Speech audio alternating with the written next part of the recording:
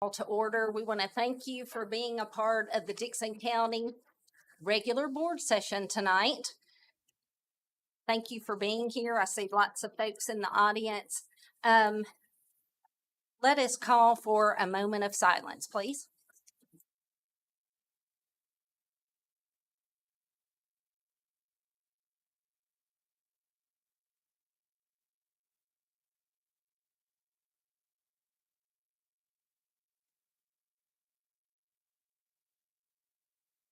Mr. Holly, our Pledge of Allegiance.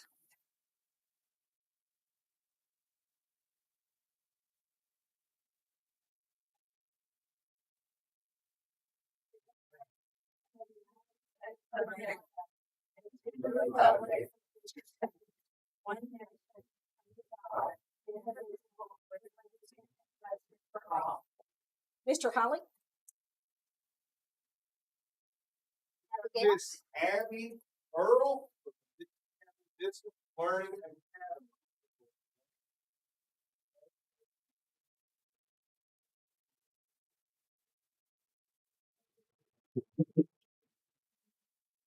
Thank you, Miss Abby. Keep up the good work.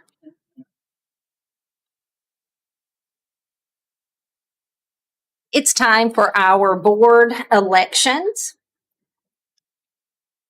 At this time, we want to pose board officer elections.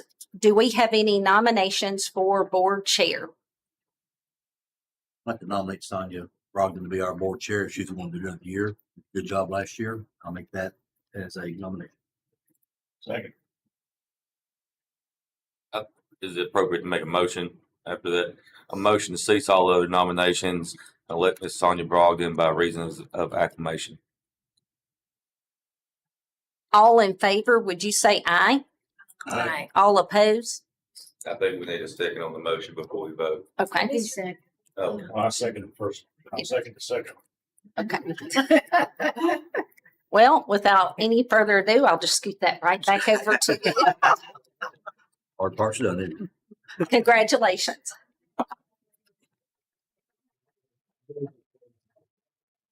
All right, next we have the office of vice chair. Do I have any nominations?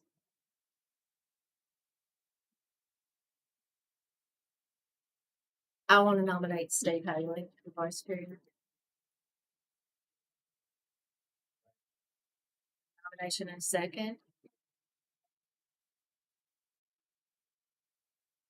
Any other nominations? are we seconding a nomination or do we need to make an official motion to vote? Maybe that's Mr. Hall. So. Or, Nominations on each second. Nomination, then the second, just a Oh, motion to cease, right? yeah.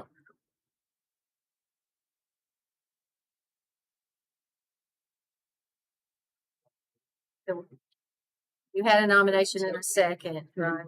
Yeah. Okay. All in favor, say aye. Aye. Any opposed? Thank you. Congratulations.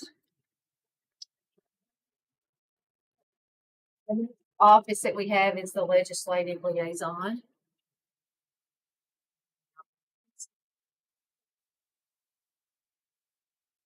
Position takes more work than you stop to think about a lot of times. I did it for years, and Mr. Chadwick has done it the last 2 years for us, and he's willing to continue doing that. I think it would be appropriate to nominate Mr. Chadwick if he's willing to do it. I'll second. Nomination in a second. All in favor, say aye. Aye. Any opposed? Congratulations, Mr. Chadwick.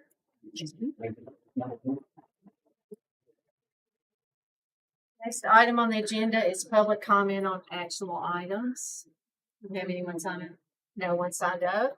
Okay, next we have approval of the agenda. Do we have any additions to the agenda tonight? We do.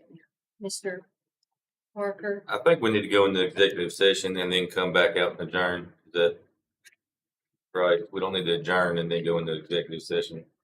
That's correct. If we can Yes. swap number 8 and 9, I think would be more appropriate.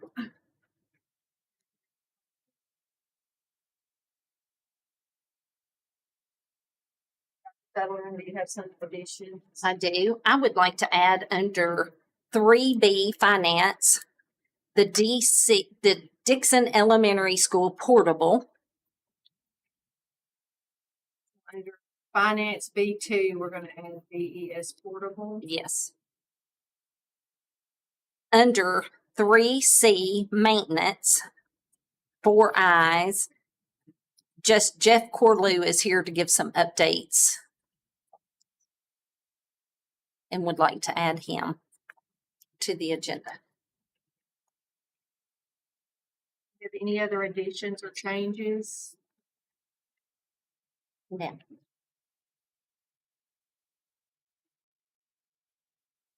We have a motion to approve. Second. We have a second. Any other comments or discussion? Roll call vote, please. Ms. Brogdon, Yes? Mr. Haley, Yes. Mr. Chadwick, Yes. Ms. Steele, Yes. Mr. Parker, Yes. Ms. Lanford. Yes. Motion carries. Next, we have approval of the minutes from the previous meeting.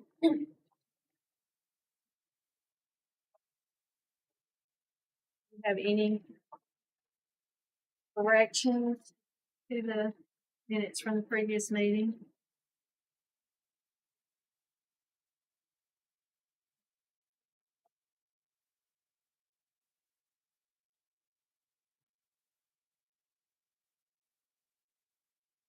We have a motion to approve. You have a motion, you want a motion? I want a motion. I'm motion to approve.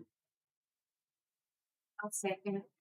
Motion to approve in a second. Any other discussion? Roll call vote, please. Ms. Brogdon, Yes? Mr. Haley, Yes. Mr. Chadwick, Yes. Ms. Steele, Yes. Mr. Parker, Yes. Ms. Lanford. Yes. Motion passes. Next, we have under recognitions, staff and school recognitions.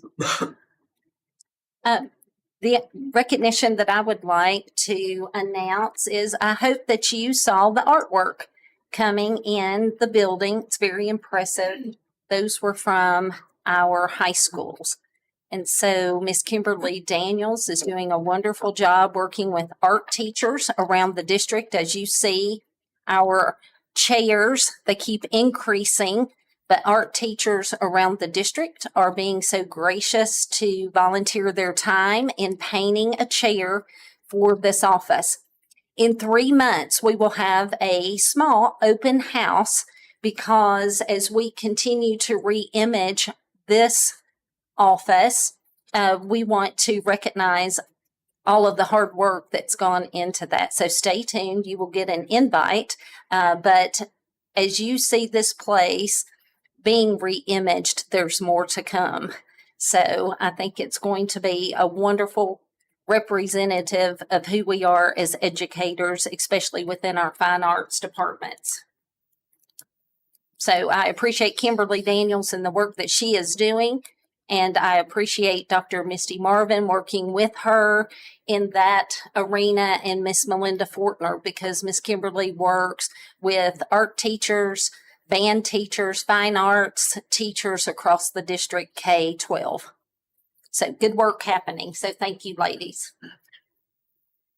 I would like to ask our Mid-Cumberland District Director, Steve Haley, to make a presentation. Change roles just for a minute, be the district director, civil board member. 2 weeks ago, the school board traveled to the fall district meeting, as we do every year, and that's when with recognition, we'll recognize the board members that have reached certain levels of achievement during their terms. I was fortunate to learn when I got there, I had to give those awards. So with that in mind, we had one board member that couldn't be present. So I would like to ask Mr. Phil Chadwick to come forward and present him with his level 2 award. Mr. Chadwick reached level 2 this past year. And with that, the TSBA recognizes with a pen and a certificate for your work. Thank you. I'd also like to add that during that meeting that Mr. Parker received level 2. He was one activity away from being level 3 and worked very hard to get to that, but it wasn't available to be presented. So I think since then he's actually achieved level 3. So he'll be get that next year. And Our chairman, Mrs. Sonia Brogdon, she reached level 4, which is a big accomplishment too. Congratulations, and proud of both of y'all for what you achieved. Thank you.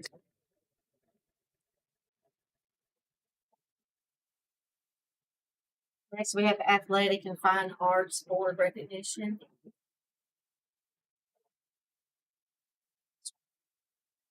Yes. Miss Trevina Jones is with us tonight. She is the coordinator and data coordinator for the Dickson County Imagination Library. So, Miss Jones, come on up.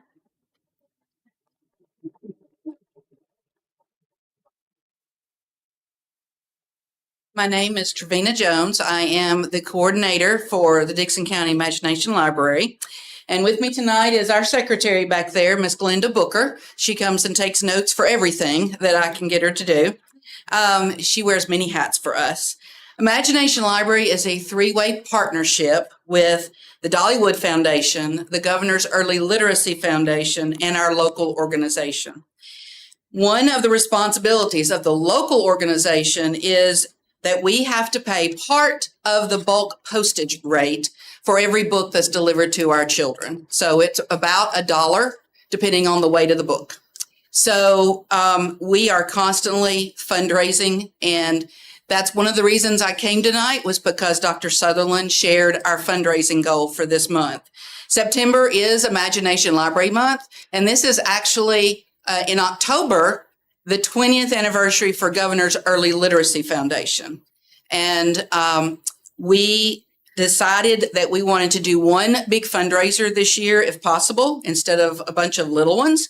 Our goal is the yearly budget of $25,000, because we have enough children that are registered that our book bill for the total year is about $25,000. The Imagination Library in Dickson County organized in 2006 under the Women's Club. It started with 226 children. And I began serving on the board in 2016 as the data coordinator, and we were mailing 1,661 books at that time. We currently have 2,044 children enrolled out of a possible 3,215 children. And that is about 64% of our eligible children. And that data comes from the state Governor's Early Literacy. In 2016, we moved to sponsorship from the Dickson Family YMCA. They are our official sponsor, and we meet in their location, and they have a board member that is on our board as well. We're always looking for board members, so anyone who wants to serve on a community board, you are welcome to join us. We have a lot of teachers on our board. One is sitting in here. Miss Amy Crowder is on our board. We have a school liaison, which is Laura Farrell, who is our early numeracy coordinator for the district. And we have a former teacher that is on the board. So we're always looking for board members and, of course, donations. I want to publicly thank Dr. Sutherland for sharing our fundraiser flyer with the school system. The schools have always been a very strong supporter of Imagination Library, and we've always been very, very appreciative of that. We thank you for all of the support, and we look forward to working with you in the future. Thank you. We look forward to working with you, and thank you for the work that you do. Thank you. And I want to thank Amy Crowder. Thank you for being a part of that, and Laura Farrell, and all those who serve on the board with your extra time that you have. So thank you. Next, we have our student board representatives. We have Miss Baldwin here tonight. Hello, everyone. I hope you all had a wonderful day. So let's jump right in. First, we're very excited to welcome our new board members, Miss Sherry Thiel and Miss Robin Lampley. Homecoming is in full swing at Creekwood. Our theme this year is board games, with each class having the following. Freshmen have Candyland, sophomores have Monopoly, juniors have Jumanji, and seniors have Clue. Our 2025 homecoming queen is Miss Maddie Harrell, and homecoming king is Mr. Keon Robertson. As you can see, we had a change of plans at the Wood. Our Red Hawk football team is actually playing tonight instead of tomorrow night, so When I'm done with this update, I'm going to have to run over to the football field. But don't worry, our homecoming festivities will pick back up next Thursday and Friday. Volleyball and girls soccer are finishing up their regular seasons next week and having district tournaments starting the first week of fall break. Creekwood's Maddie Hogue and Brianna Richardson are advancing to the golf regional tournament next week. We wish all of our teams the best of luck in the postseason. Tennis tryouts will be held next week. Bowling season will kick off Monday, September 30th with their first match at Bowl Arena. Creekwood is excited to announce the addition of esports. Their regular season competition started this week. We have multiple teams participating, playing on gaming PCs and Nintendo Switches. Esports season runs 8 weeks and will have the opportunity to qualify for postseason playoffs. All freshmen participated in the Commitment to Graduate ceremony on September 12th, where they signed the Commitment to Graduate banner that will be displayed in the Commons until their graduation in May of 2028. Our HOSA and Skills USA leadership teams attended leadership camp in Antioch this past week. They learned about fundraising, how to lead a club, team building, and lots of other fun activities to build leadership skills.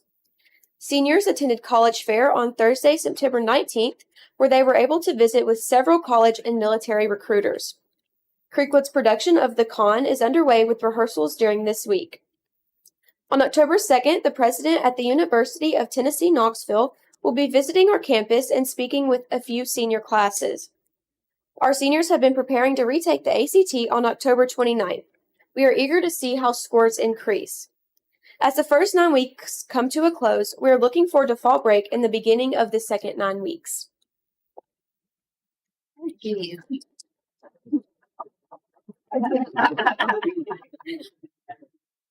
Thank you, Lily. Thank you.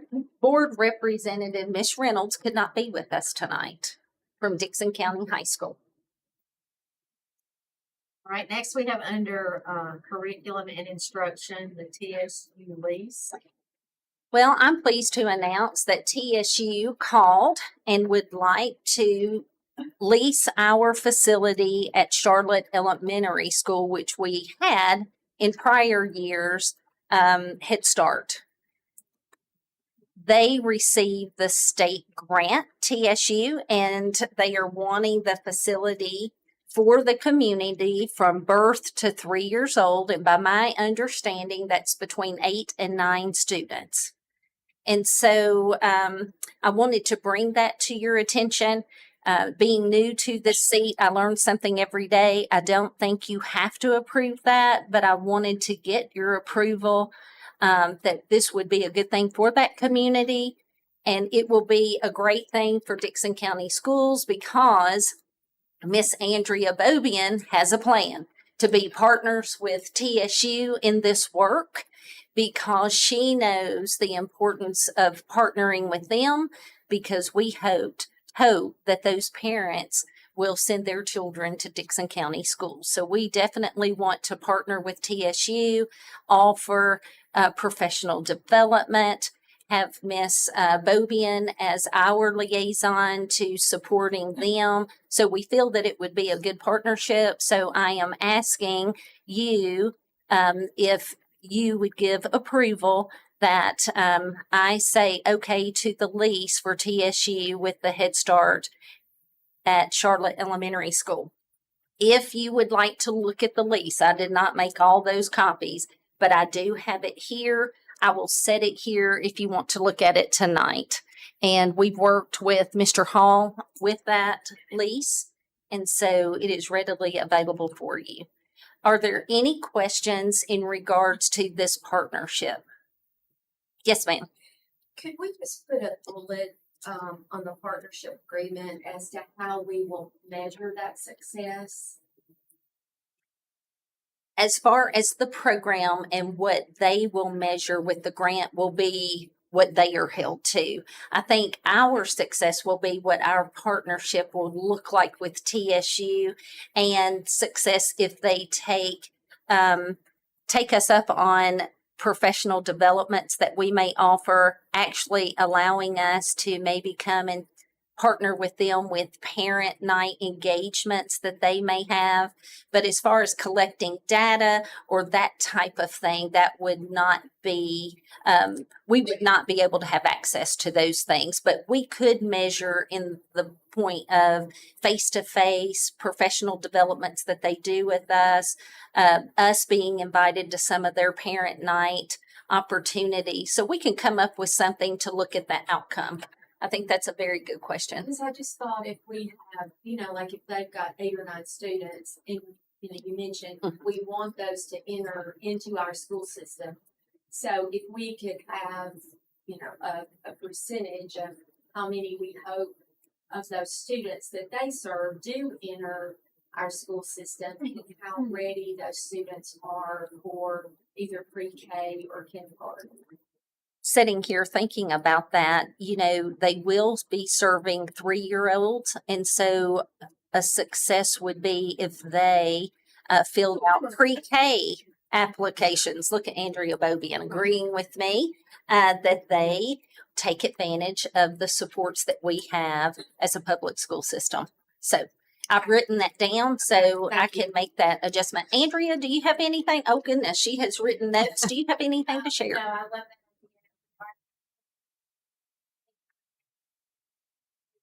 Students in our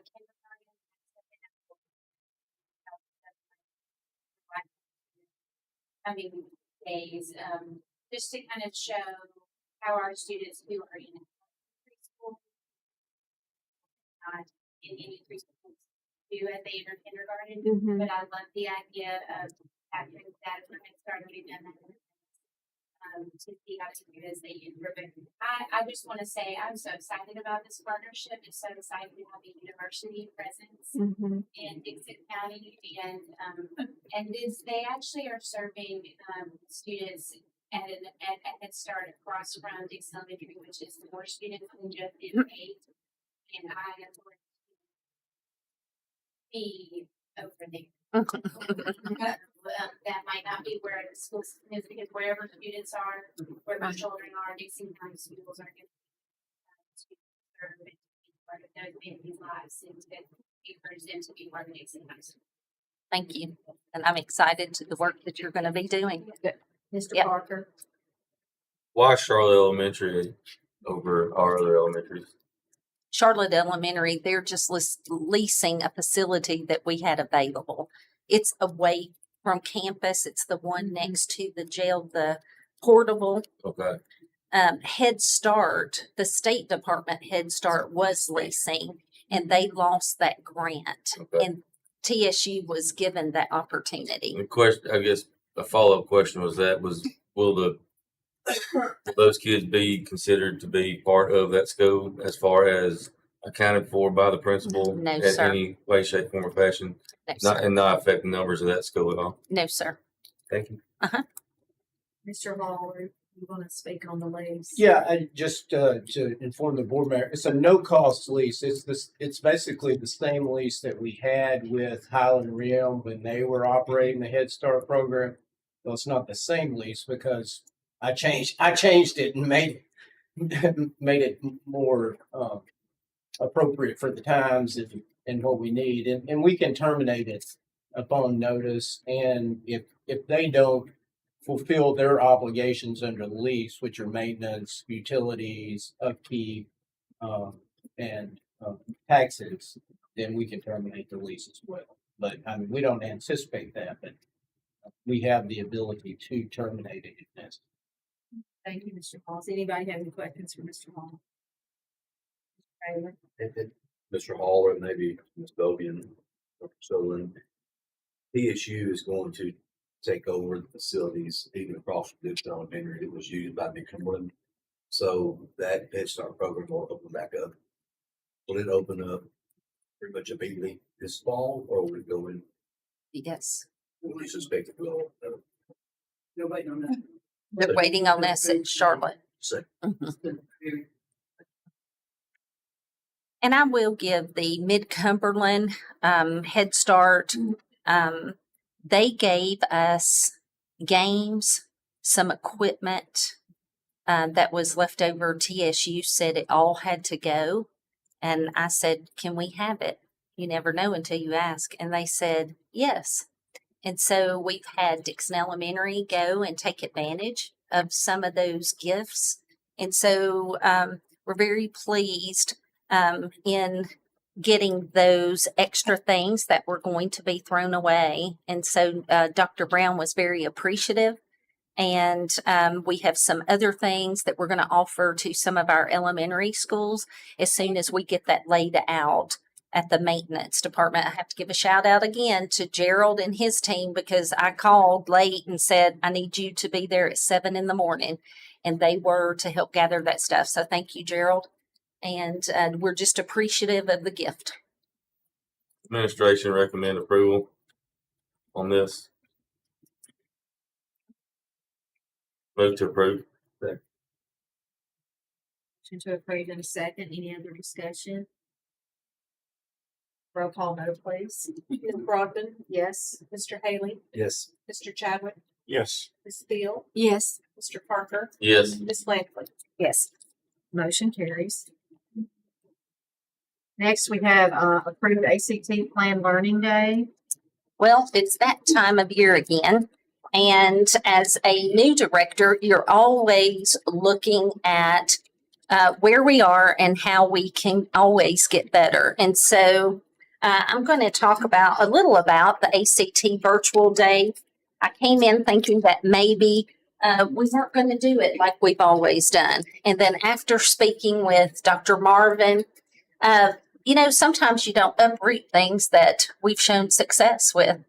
And so I'm going to ask Dr. Marvin to talk about this ACT Day and how eloquently she has really worked with the high schools to make this a successful day for all, even if they're at home learning. And so talk about the changes this year as opposed to what we did last year. Yes, ma'am. Previously, and so like Dr. Sutherland always says, it's about getting better. So we talked about this and we looked at all 4 grade bands that are in the high school level. And we did not think it would be a good idea to have them all come because ACT recommends so many proctors per room. So we have to use some of our educators and staff members to be in those classrooms. But what we did talk about with our partnership with Magoosh, having the juniors come in on the October senior retake day and have them go ahead and take that pre-test that is offered through Magoosh so we can get that data point for them because they started that 2 weeks ago, the Magoosh program. So they will have completed 30 hours of that program by their test day in March. So they can go ahead and get that data point when on our senior retake test day. So we will have seniors in the buildings and juniors in the buildings. All seniors will be doing a retake. When the state calculates the ACT score, the average ACT score, they take the student's highest score. So we encourage all seniors to attend that retake day. So, any point counts so that we can try to help them get better. We've talked to them about the importance of ACT. We have a whole new initiative going with that about how that can help them post-secondary, even if it's not now, if it's down the road.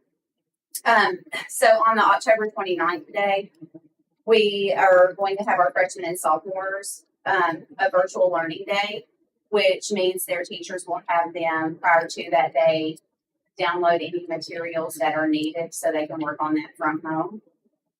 That in case they don't have internet access or they don't have what they need at home, they will already have that downloaded and they can work on that while they're there. Our juniors will come in and they will take the ACT pre-test, which is a full test with all 4 contents offered by Magoosh. Magoosh does score that and give us that data. And then our seniors will do the ACT retake. We went ahead and talked about the March ACT test day, which would be our junior test day.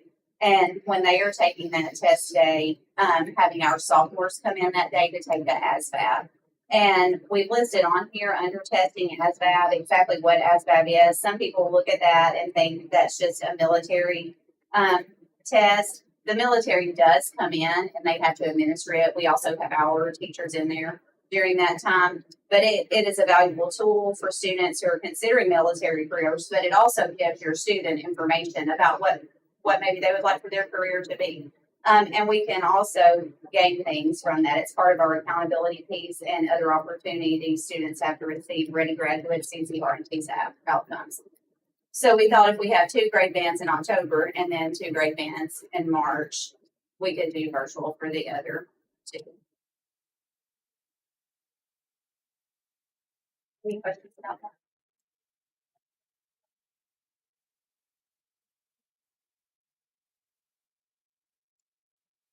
Did the ACT and the ASVAB state required test to graduate for the law? ACT is. Yes, sir. ASVAB is not. If a But student, ASVAB has value with our CTE episodes. It's just not state required. It's just not required, but it does help our students when they're accruing those episodes for their pathways. the ACT is required to take, but not required to score high. Is that correct? Yes, sir. So if as long as a kid goes in there and takes it and they get a 1, they met the requirement of the state. Is that They right? took the test, but we're So- pushing for a 21. When we have, and when I have, yeah, absolutely. I agree. I just wonder about like we have a retake and a retake is not state required. Is that right? So if we have a kid that don't want to retake it, what do they do on that day? It's a free opportunity. So you can retake the test always, but you have to pay for that. So it is a free opportunity that state agency gives.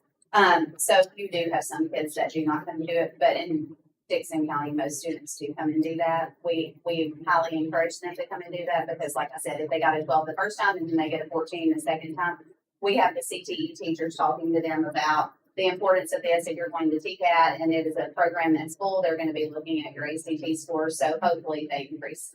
So if you have a student that doesn't want to take the ASVAB or a student that does not want to take the retest, what do they do that day? If they don't come to take the retest, Yeah, if he says I've met my requirement and I don't want to take it again, you do that, but so they just don't come to school that day, just counted absent. they're Okay. yes, sir. Because this is the I'd like to make a motion to approve these 2 dates.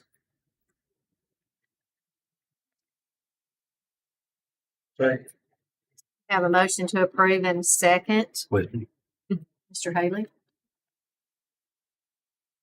what are middle and elementary school kids going to do those days? Will they be attending like? They are attending. Thank you.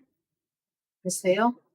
Do we ever offer, or have we ever offered ACT to 8th graders or other classes?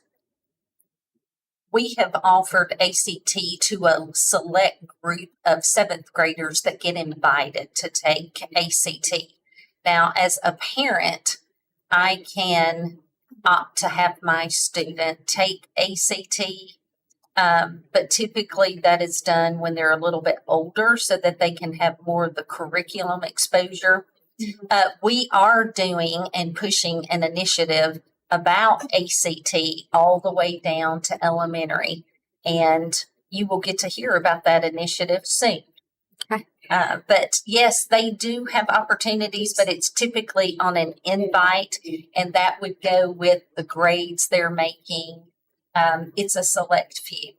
Okay. The reason I ask, I was at Dickson Middle, and I had the opportunity to step into a math class, and like they were doing some awesome things in there. And the teacher said, I would love for them to be tested with the math portion of the ACT. So I just wondered if that was something that could be offered or that. Possibly. ACT has a lot of products that you can use. Now, would the state, Dr. Marvin, take their score if they took it? I don't think it's an official score. I think it's more practice. Okay. But I would have to read up on that to really say 100% that I'm sure about that. I was just excited that 8th graders were excited to take the ACT. So, Well, I think it's an awareness that we're creating about opportunities. our junior ROTC, those students that score a 21 can already get a scholarship to go to college first and then go into the military as an officer. Some of them did and did not know that, but we learned that on career day. So what the secondaries hosted, they were stating that, and a lot of kids were interested that were in the ROTC that did not know that about that opportunity. So good stuff. We're just pushing an awareness That's great. and what it can bring. And I appreciate the work that Dr. Marvin and Dr. Thiel and Miss Fortner and everyone's doing on that initiative. Mr. Haley? Dr. Marvin, sorry to interrupt you. I had a quick question. That if parents can have their kids tested for ACT, they register how they want to. That's paper. Yes, sir. So I think some of them do start at younger age. Paper. This one boils down to being a state and being a free test. Yes. So, This is free. To earn a diploma. and that's why we say the select view, it's really more of a, if you've got a great point to see where they're at. But any parent can pay to have their, do ACT anytime. Excellent. Okay. That's- Mr. Chadwick? It's the ACT test. Does that figure into, I mean, the overall average score that school makes? Does that figure into, say, levels, school levels, letter grade, the letter grades? It goes into the letter grade. So ACT is a pathway to be a college and career ready student. So that is how it impacts accountability. So the students that come, and I've been in on proctoring before, given, you always have a few that come in and see, and they're through in 5 minutes. That brings everybody down, doesn't it? So, is there much emphasis placed on, do this, do your best, quit for school? Absolutely. That's what, and the students who, Mr. LeCount's been working really hard with CTE teachers, like I said, talking to them, these students about, I'm not going to college, I don't need to take the ACT. So maybe there's some of the students who come in not as motivated as others. But him talking to them about TCAD and different trades that they can do and how that would be beneficial to them. But then it's given several times during the year. Somebody decide, well, I don't, I'm not going to go to college.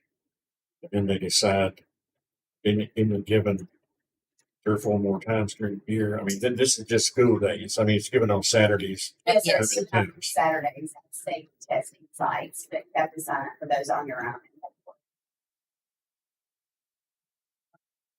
We're looking for proctors. We're needing proctors. Do we have any other questions? Thank you. All right, we have a motion and a second to approve the virtual days for the ACT pre-test. Roll call vote, please. Ms. Brogdon, Yes? Mr. Haley, Yes. Mr. Chadwick, Yes. Ms. Steele, Yes. Mr. Parker, Yes. Ms. Lane. Yes. Motion carries. Next, we have family letter for 3rd grade retention law. One of the things I always love to share with the board is how we are communicating requirements and state laws out to parents and our community so that they understand decisions that are being made from this office. So one of those that I have for you tonight that you could put in your notebook, and Ben Lewis's team, Laura Bueller, has also placed this book in a link electronically.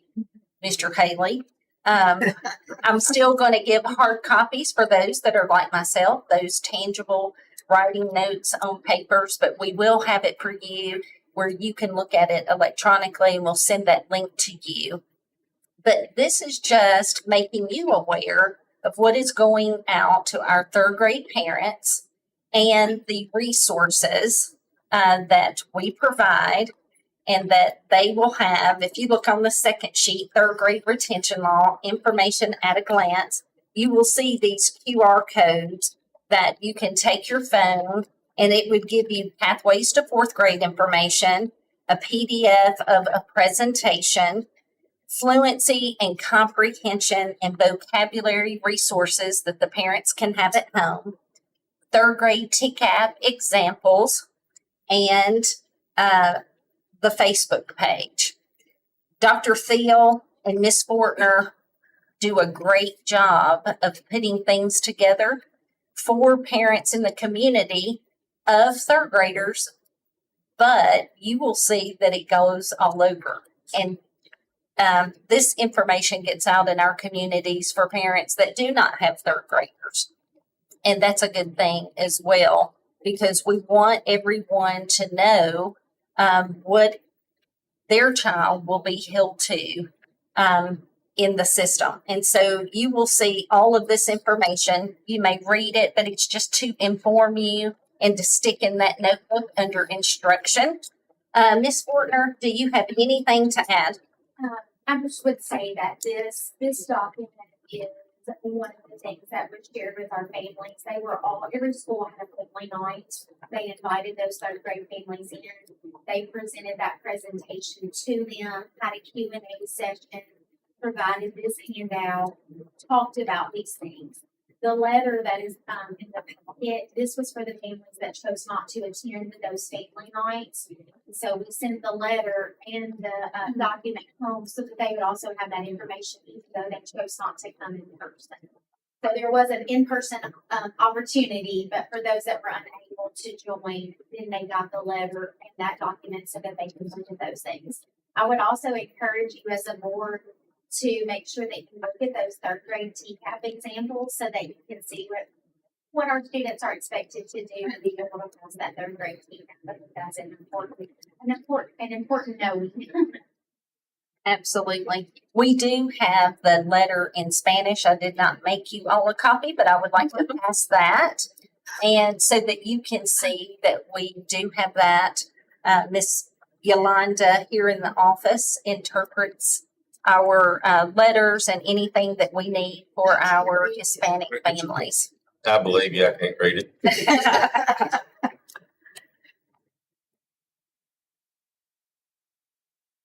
And I was just going to comment, I opened your pathways to fourth grade and my eyes crossed. So I appreciate that your letter said, please don't hesitate to call and ask questions. Plays are super complex. We're getting more complex as the law is changing. There's lots of provisions, lots of things in there. We usually try to look at the state examples that they give us for letters to families. We still try to make them more concise because it is a lot of information. So we do try to pare those down. Principals, Miss Adams and I work together to kind of try to think about how is the best way to do that.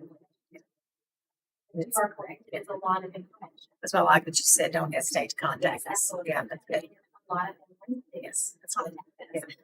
And I will say, I have to give a shout out to our elementary principals. They have an open door policy. If a parent needs assistance or has questions, they answer those questions at the school level too.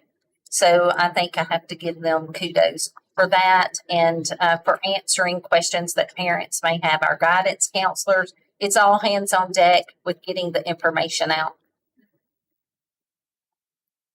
And there's a lot of information.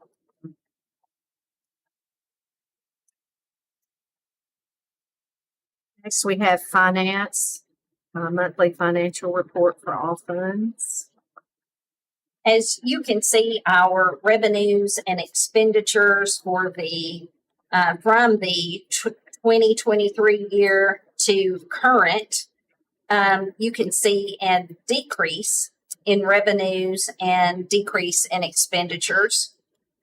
Revenues for property tax we do not have yet currently.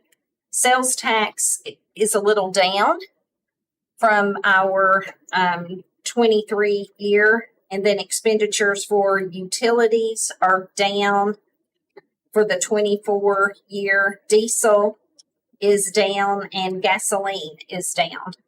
Any questions on the revenues, expenditures, and property tax, sales tax, utilities, diesel, or gasoline? Questions? And I have the experts in the room.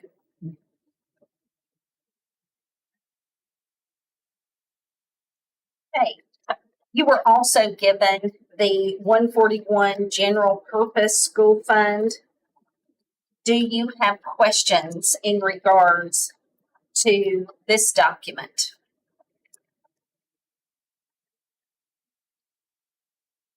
Miss Linda, Valerie, do you have anything to add? Then.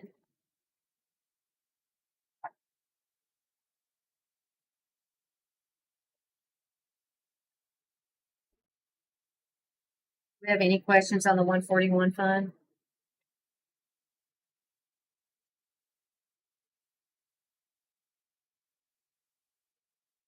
Your motion to approve.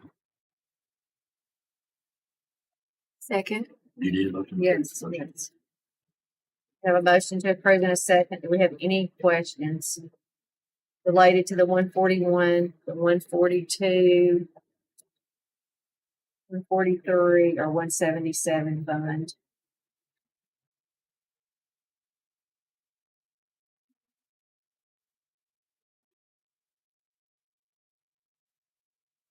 Can we have a roll call vote, please? Ms. Proctor, Yes. Mr. Taylor, Yes. Bradley, Yeah. Ms. Field, Yes. Parker, Yes. Ms. Lynn. Yes. Motion carries. And I want to thank you, both of y'all, for answering some questions that we had on particular items this time. Thank you. Next, we have the Dickson Elementary Portable. We received no bids for the portable at Dickson Elementary. So I do have Mr. Gerald in the room. And so we know that we need to move that portable. And so with no bids, we would probably value that at a 0.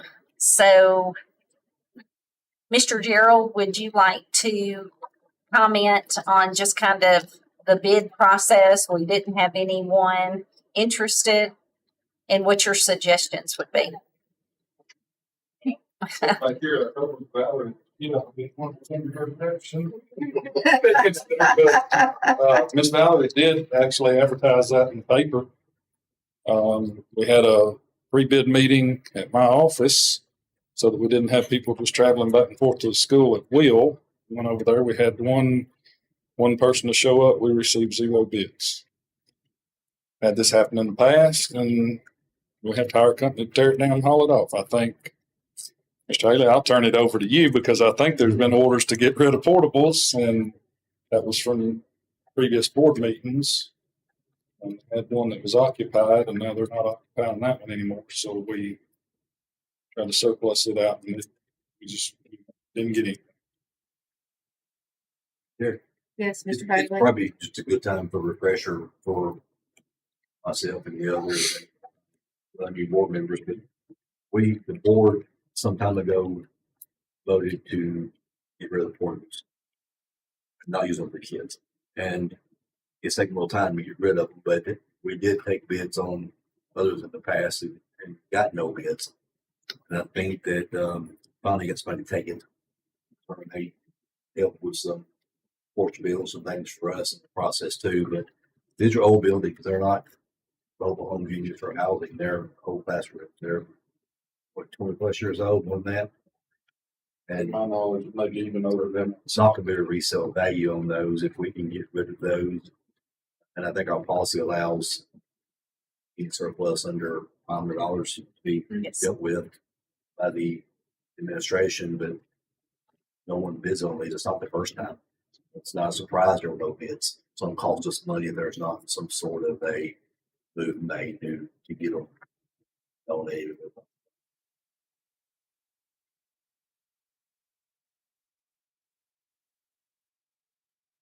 Do we need to make a motion to get rid of them?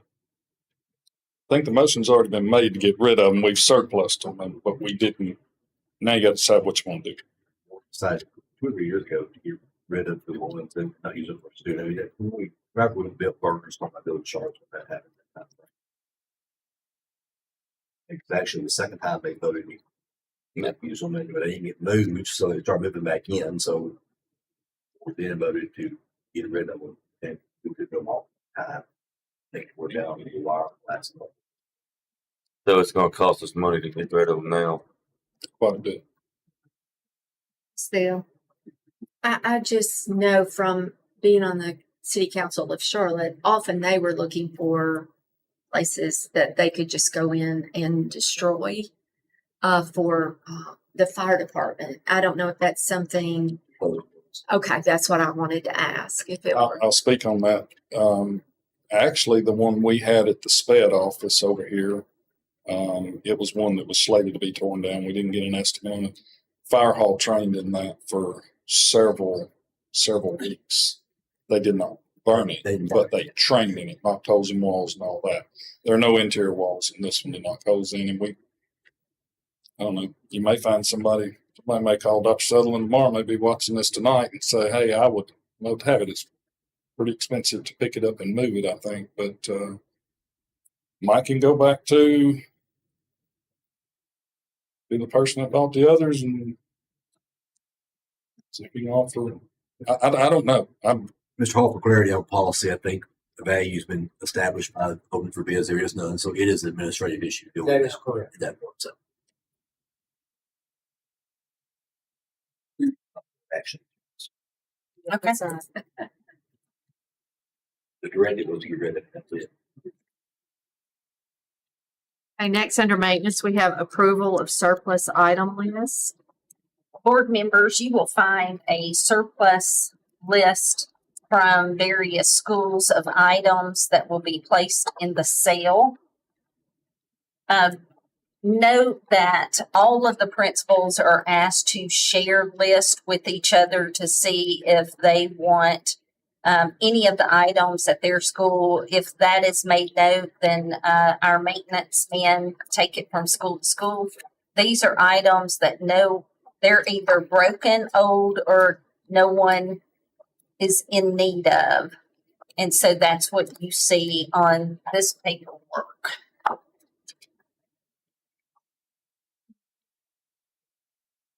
This has been presented to all the other schools, property channels, if they want, they can get it, we move it for them. It is moved. Yes, sir. It's like move to approve. Second. Have a motion to approve the surplus sale items in a second. Do we have any other discussion? Ms. Thiel? Just because we just reviewed the policy on surplus items, it states we're going to have certain things listed on these, which our list does not have. So I don't know, do we just need to eliminate that from our policy stating that we'll gather that information so that we're in compliance with our policy when we, as a board, decide to eliminate these items? Or how should we handle that? I'm glad you brought that up. Lucas and I are constantly looking at our policies, and we are trying to create processes and protocols to go with those policies. What we do know is through our policies, it must state the reason why. Like this first one, blue metal chairs, they're probably so old. But there needs to be a reason why. We know that we do not have a protocol for that. And so Dr. Winstead and I spoke about it. He is in the process of creating a protocol sheet form. What we can do, if you would rather hold on to this and not approve it, we can try to get that new form out for our principals to go and list all the reasons why these certain items are being placed on this surplus list. But what I know to be true in speaking with principals at principals meetings, speaking with our maintenance and Gerald, and seeing for my own self, these things are old, broken, but I agree with you. It's policy, and I understand that. And we are creating a new process that you will see moving forward. Okay, just one other thing. Yes. In relationship to policy. Our policy also states that we will dispose of these at the end of the school year.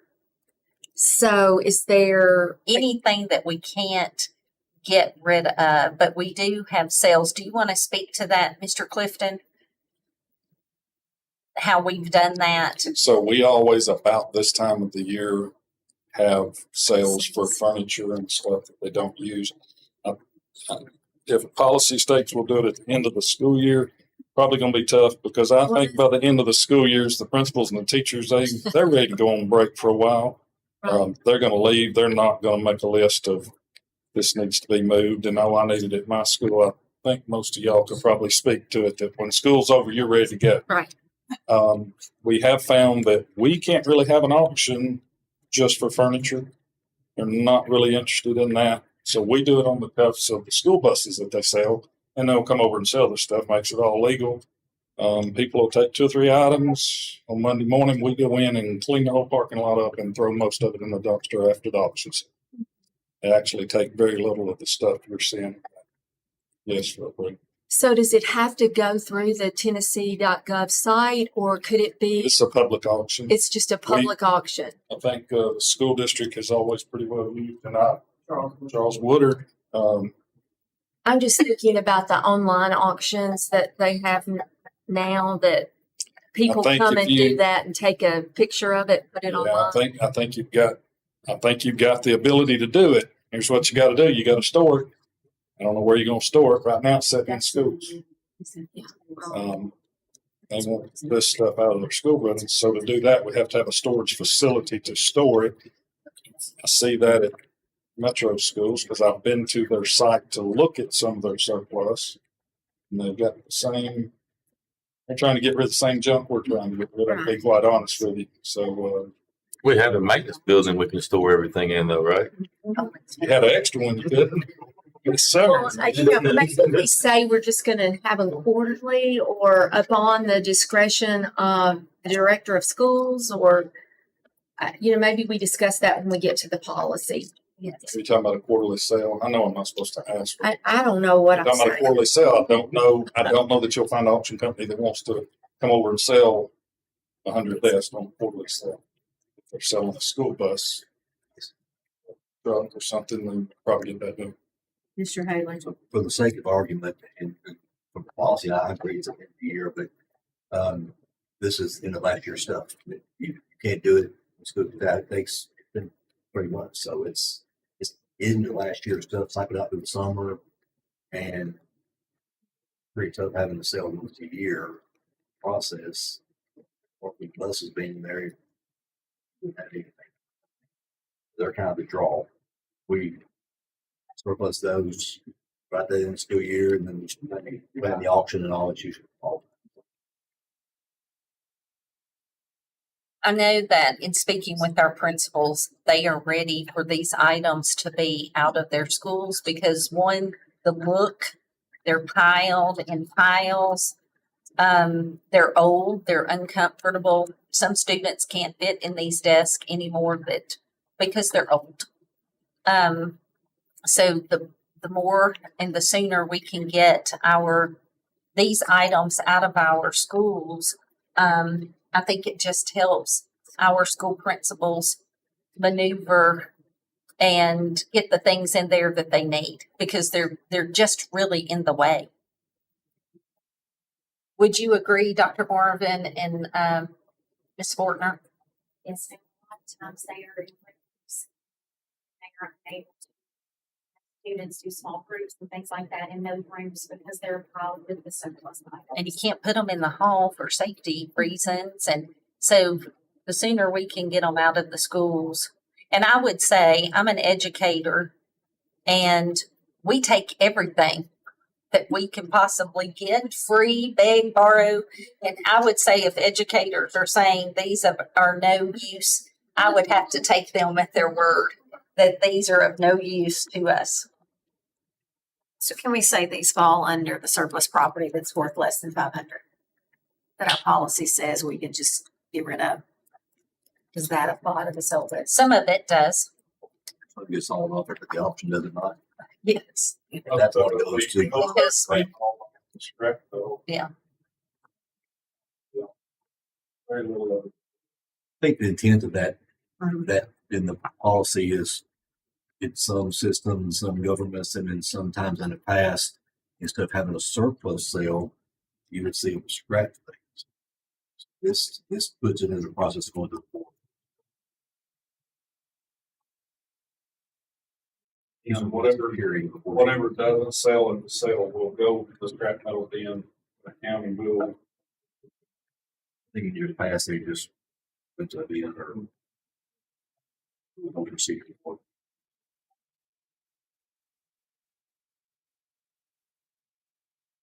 Any other discussion?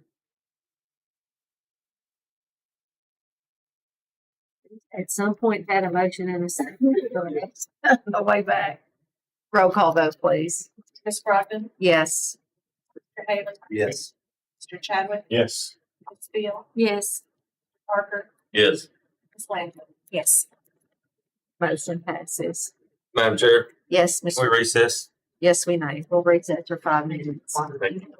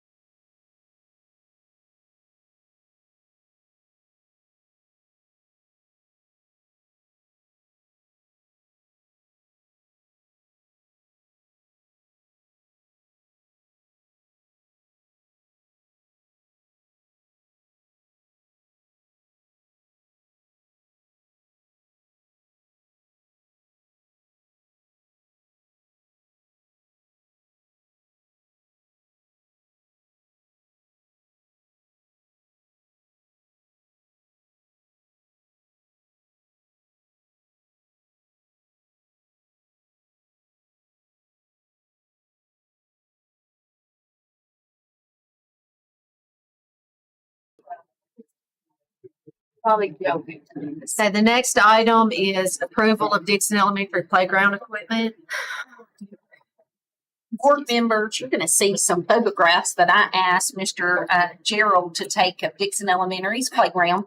He and I walked over there after speaking with Dr. Brown about just the playground equipment and its condition.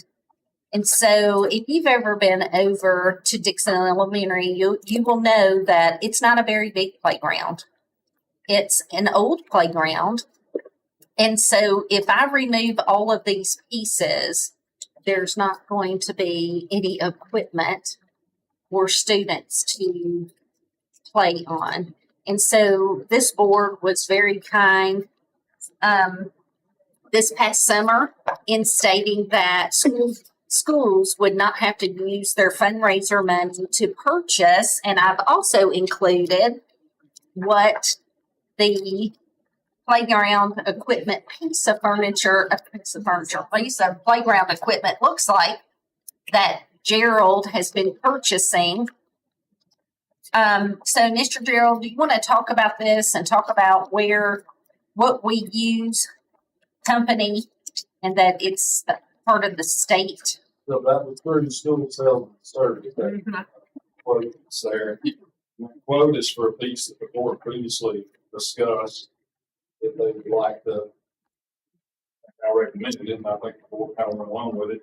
Let's make our elementary piece, this piece, to keep everything uniform so we know what the pieces and parts are. The reason for replacement, we got some damage on, I guess, the largest piece that Dickson Elementary now. We have no idea what brand it is. We can find the manufacturer. So we have pieces. Things to take right there on the kids getting on. Mr. Brown asked for one of the pieces to be removed, a little walking beam. He said 90% of the injuries they have on that playground are from there. And the other was the old metal slide that kids get burned on. And then they got monkey bar type things that are broken, bent, and all that. So the option was to see if we could just put in a new piece for those. That is on a piggyback, that would go. And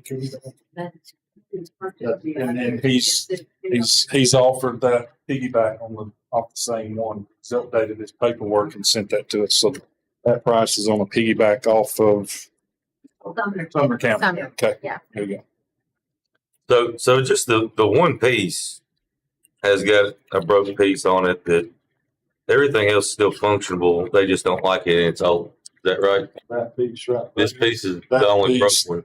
It is damaged. It's not. There's some bent pieces on. It's this piece That right here. one's canted. That one's twisted. So that's the walking beam he's asked to take out. There's some bars bent on the top of that. I believe that was there when I went to school there. Probably part of what bent the bar on it. One of the uprights on this piece here, left of the ladder, is actually bent as well. Now, can they get on that? They can. You have a kid get hurt on that, the lawsuit will name that you didn't replace that piece, and we've seen that in the past too. So You know, that was not a decision to just go over and say, hey, I want to replace this, this, and this. Dr. Sutherland and I walked it with the principal as well, and there's just some items that need some upgrades over there. If it's y'all's will. So this is the same at other schools. That is, those are those four you done this past summer. Yes, sir. I think when we started talking about those, we even discussed it. There was some more that had to be done. It's been one of them at that.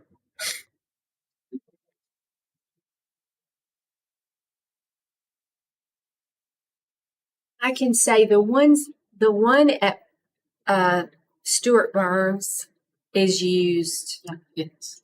Those kids love that. They are all over that. If you go out when they are having gym time or PE time, whatever it's called, they are swarming every piece of it. I think it's a really We actually put Neat. two at Stuart Burns. There's Okay. front and back. okay. I've only seen the one in the front during car See, we did Charlotte, Charlotte Elementary and Oakmont got one where they had lost some equipment a year or two before. So, I did have a question about the funding of this. I don't know if that's the right time now is the time to ask that, because I looked at line 726, 72610, 790, where it says playground equipment, and we had not budgeted. There's nothing budgeted. I realize we can amend that, but I didn't know if it was going to come, if we might underspend in another line item in that department, or how we were going to fund this piece of equipment. Normally, if you're talking about now, you will be thinking about taking it out of fund balance. But as you saw with last year, our revenues come in over our expenditures, and so we have excess funds that kind of would take up that amount of money. It just kind of depends on what is all spent in that particular category.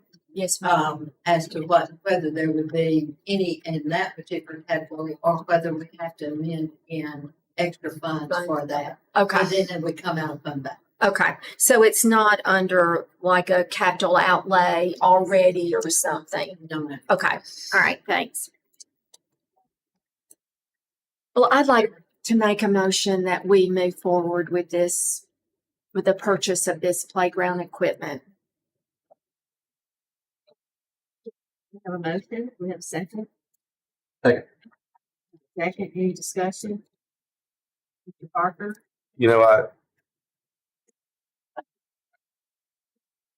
The administration came to us last year and talking about Charlotte's and Stuart Burns's. No doubt they need to replace. And I'm sure we probably replace them all on every campus. I guess my main question is administration. When we bought it for Charlotte and Stuart Burns, why didn't we buy this at the same time? Was it a funding thing, or is this we did it for this school, let's do it for the other school? Because we've had that conversation a lot about how we don't necessarily just have to do it for every school.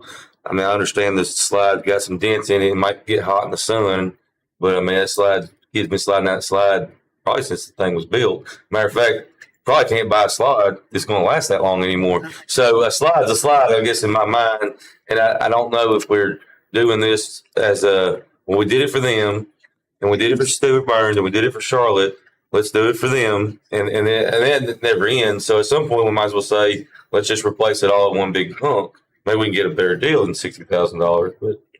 But I get, and if that makes any sense to y'all. But the only thing I kind of want to ask before we move forward in voting on this is, are we voting to ask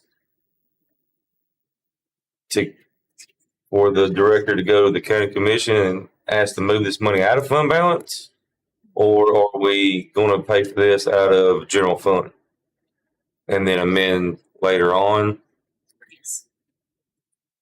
I thought I heard Linda say. I've heard you say it, but I get so lost sometimes when y'all. Well, there is a line item called furniture in that particular category as well.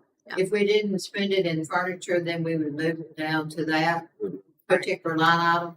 So until we kind of see there again, we've had discussion in December whenever we relook at everything and see if we're going to have to do some amendments at that particular time.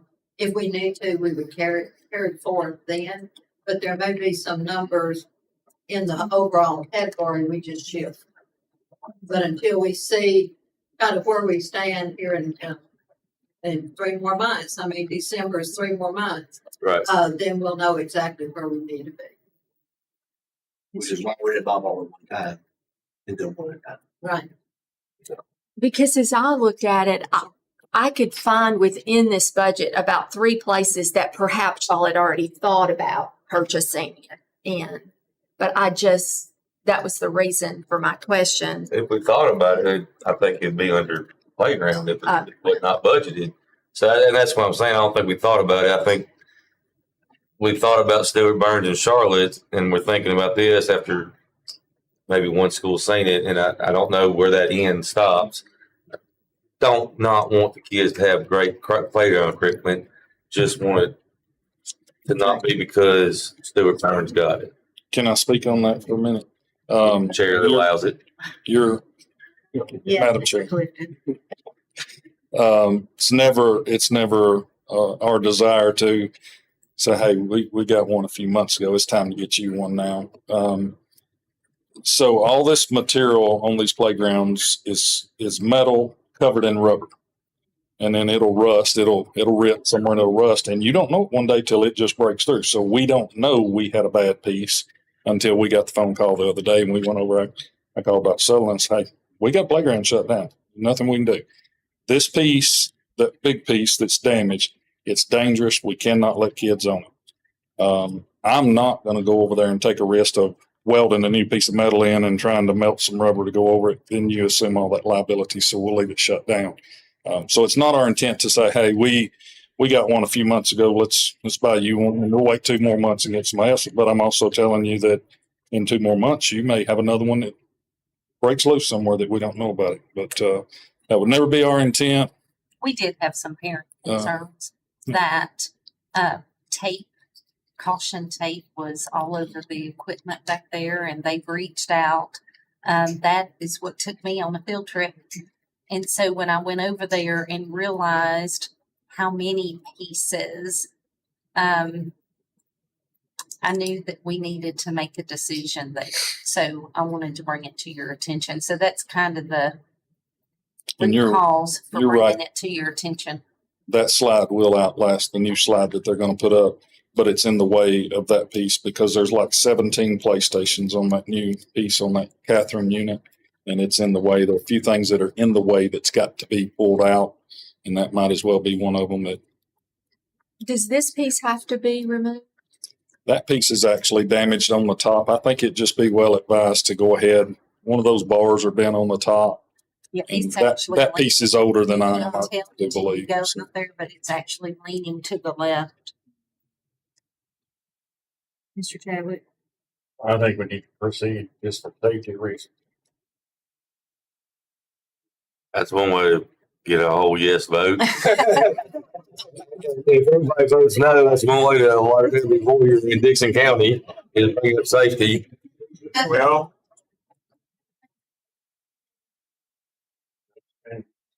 Any other discussion? Roll call vote, please. Ms. Brogdon? Yes. Mr. Haley? Yes. Mr. Chadwick? Yes. Ms. Field? Yes. Mr. Parker? Yes. Ms. Webb? Yes. Motion carries. I'm gonna write that down. The next we have quotes for the Dickson Elementary School wood chips.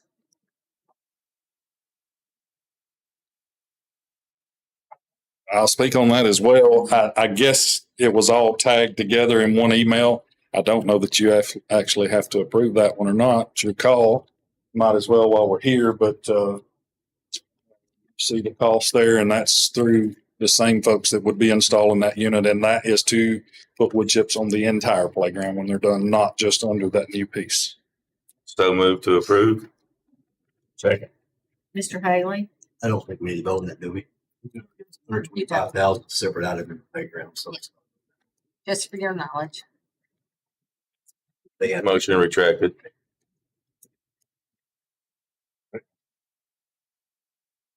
Okay, next we have updates from Mr. Jeff Corlew.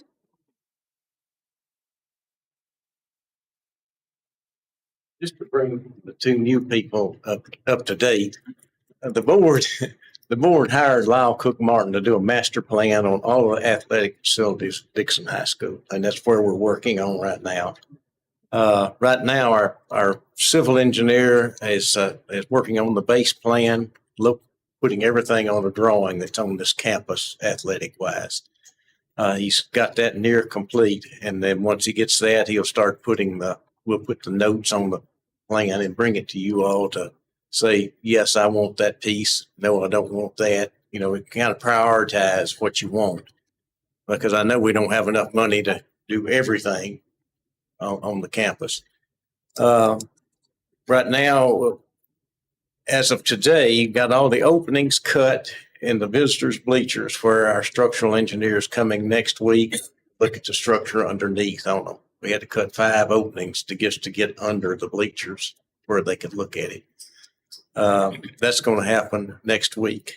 On the home side, we've never been able to get under those bleachers. You can't get under those bleachers. You can get to the outside about 20 feet into the bleachers on each side, and then you can't go any farther. We think, or the structural engineer thinks, everything's structurally okay under there, but if you can't see it, you don't know for sure. But there's not a lot of deflection on the top or settlement. The worst thing you got there, and this is mainly for the new two because they've already heard this, water's running under those bleachers and washing mud out on the track. And part of what the school board would like to do is put turf on that football field. If you put turf on that football field and build a new track, you don't want mud on it because it'll ruin the finish on it. You can't get the stains out of it. So anyway, we've got to deal with that water. Replace the bleachers. There's going to be. We plan to give you all options. We're going to give you price for. We're going to put prices to everything we look at here on the campus, and on that, we're going to give you an option to do new bleachers or renovate the bleachers you've got. Right now, the bleachers are not handicap accessible. They don't have any rails on them now. There's some of the masonry that needs to be worked on. A lot of different things. Gonna have to build handicap ramps up to each side. That's the bleacher problem. We're replacing lights at the baseball field. They're going to start in 2 weeks on that, replacing baseball field lights. Those were very inadequate when we tested them. We're going to go around to like the baseball people have, there's some renovations up there that need to be. We're looking at doing pickleball courts, a couple of them. The soccer, existing soccer field, that may be turned into a public field to play on. They've got some problems there with the drainage around them. But that's where we are on all of that. And when the civil engineer gets his plan, all of the existing on there, we're going to put our notes on it, and we'll use that plan. It won't go to waste. We'll use that plan when we start doing our final drawings because it'll be a lot of the work's already done. That's really all. What I do, what Brad Martin is the owner of Lyle Cook Martin, who I work for. We hope to have enough done at the next work session we can come and have something to show you. It won't be a finished product, but we want to get your ideas before we do all the work and then see that we didn't answer the questions on our drawings that you wanted. So that's the plan. Really, we ought to have a lot done in the next 2 or 3 weeks. Do you have any updates on the CTE building or where we are? We didn't do the design on that. We did the building. It's out to bid right now. Date? Bid opening, they've asked to push that back 1 week, so now the bid opening will be October the 10th. Yes. Doing that next meeting. Okay. Yeah, Lyle Cook Martin did the architectural on that, but the engineer on that one was the lead, so we're working for them. Jeff, Yeah. on the drainage, because that has always been a problem. Mhm. So how are you proposing, or did you say that and I just didn't catch it? How are you proposing that be done? Is the whole system going to have to be replaced, or? There's no way to fix those bleachers. Right. water's running under. Right, And right. it's washing mud through the cracks in the block. And there's no way to stop that unless we do new bleachers. But now if we go another route and just try to capture that water and mud, Mhm. like in a trench drain, that's what the civil engineer's thinking Look about. at- Okay. But if you do that, and I've talked to Gerald and I've talked about it, that trench drain is going to fill up with mud. So he's going to have to periodically get the city in a fire truck or something to clean that out, because it'll always, that mud's not going to stop coming out from under there. There's no way to move that around the bleachers, Move forward. the water that Well, to capture well, more of the water so that it's diverting around the bleachers. Well, have a lot of. those bleachers are designed and they're concrete planks. Yeah. And they've got cracks that wide wherever one of them join up. So the water, even if you captured it all the way around it, it's still coming down through them. Okay. But anyway, that's the main obstacle we have there. You can bring us options when you bring the design work. You think? We're planning on getting prices for brand new bleachers, renovate the ones you've got. And I'll tell you, it's expensive. You know, it'll be as much as the field and track. There's a lot of seats there. A lot of seats. Well, and I guess one of the things we might look at is, does it have to be as large as it currently is? Well, What's the capacity that we're trying to I'm maintain? afraid you'd ask me that capacity because I don't know. Mr. Holly could probably address you on that. But right now, graduation, it's full. And well, there's not enough seating at graduation. Averaging 10 wide. Yeah, half enough. Right at 5,000. Yeah, you can try to lay out like 18 or 19 inches, but people like me, they couldn't 10 inches. 10 inches.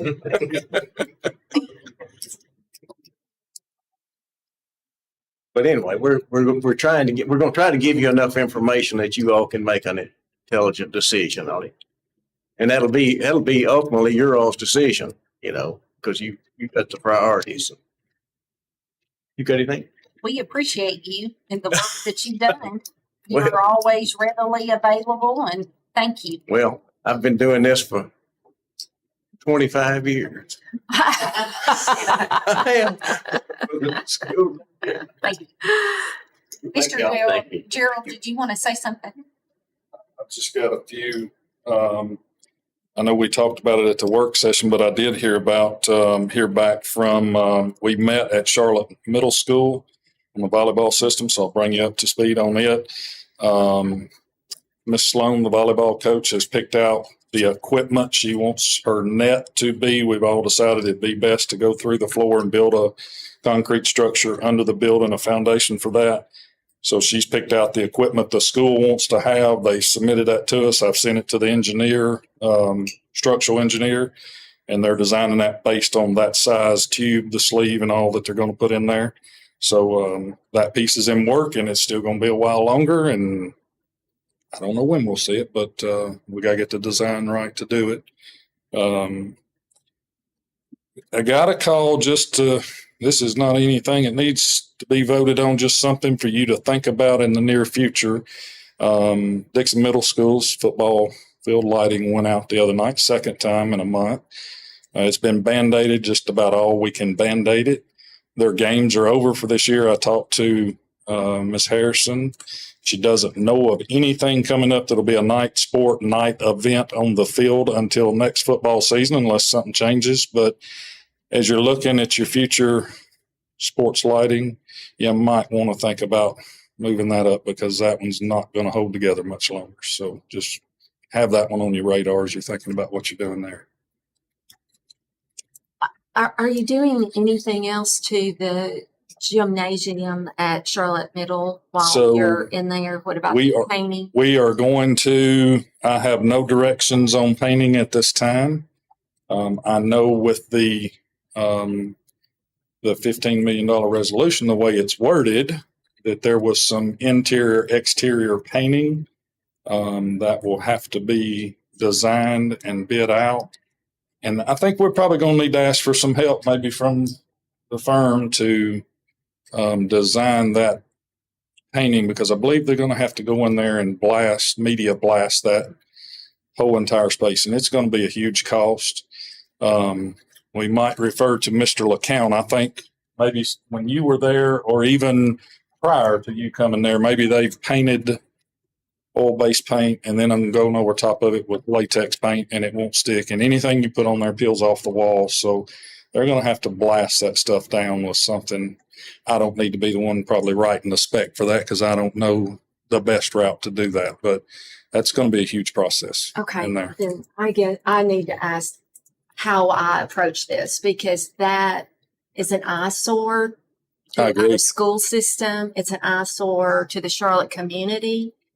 And there's other eyesores I know that we have in the county that we need to correct, but I just need to find out how I can help move that up the scale of getting someone to look at it, so that we'll at least know the price that we're dealing with. So if someone can direct me on the procedure of how to get that moved up, I'd appreciate it. I think too, in this conversation, Dickson Middle School's gym is the same way. Exactly. The paint, I don't know why we painted the paint we did, but now it too will not hold any other paint. It looks just like Charlotte Middle School. So maybe we can get 2 for 1 if we're having to do something, maybe not 2, but maybe at a lower cost if they have 2 projects, if we look at that. So, right. So yeah. And I agree with you. I do agree with you. We need to. We actually have a bid on Dickson Middle School from some time ago. It's the same bid. The gentleman's working on the exterior of. Now we broke it down into different sections, but again, I think that bid needs to be rescinded and let on the interior portion of the gym, and let these guys design that. I'm sure y'all been in many a times, Brad and them have, where they've had to go in and media blast, and I don't know whether, are you going to want to use, we darn sure don't want to use sand, I don't think, but are you going to use walnut media? You're going to use dry ice. They need to figure out the best process for that we don't destroy everything else in the building. Right now, the bid for Dickson Middle School was just scraping paint, and he was going to give us a 1-year warranty that if his paint turned loose, he'd go out and repaint it. But if the paint that's under his paint turned loose, it's our problem. It's only for 1 year. So if we're going to do it, let's let them do both of them. And Mr. Haley. I want to try to address your question, that create more questions in the process. But the route that Mr. Clinton's talking would have to be done from Dickson Middle School and likely for Charlotte too. But Charlotte is still, in my opinion, up for some discussion in the next few months about the building as a whole. And we were at that point last year, paid some design money to rebuild that school. And from funding purposes, it's not appear to be put off, but in my eyes, it's delayed. And I think that will come back up as we get into long-range planning of buildings. It's still in the works. We tend to get focused on the sports complex and forget the rest, but we're still working towards replacing Charlotte Elementary and the Charlotte Middle School. And in that design work, the old gym was going to stay and would be incorporated into that build out. But I've still got great hopes that within the next 24 months or less that we get funding for that Charlotte Middle School to rework it as a whole, or even replace it. And I think it would put a whole lot into it before we cross that bridge. Might hinder us from giving that what it needs the whole school being replaced. Even some of the new parts in the back of the pod, we talked about that, and there's a whole lot about the building plan, ops, what the numbers, whether it be age of buildings, size of buildings, and all that, that we'll go through a work session before long. It's hard to get all in the first month. But I oppose to it. It's time that goes over these. Well, I don't know if you've been in the gymnasium lately, but you know, if you haven't, you need to visit it because as I said, it's an eyesore to our school system, and I feel like we can do better than that. The ceiling at Dickson Middle is peeling, just like you said. They have to sweep that constantly to try to keep those paint chips off the floor. But I do hope that there are things that we can do now.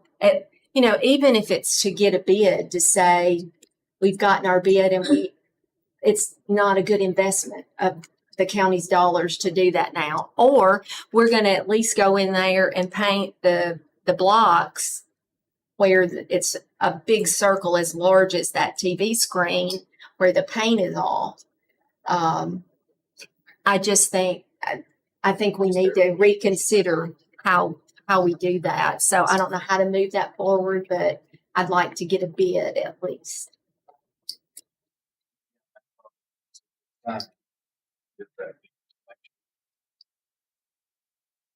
And it's not just the gymnasium, right? You correct me. The 2-story wing is okay with paint, but the rest of the building, everything. Um, I- Our, that,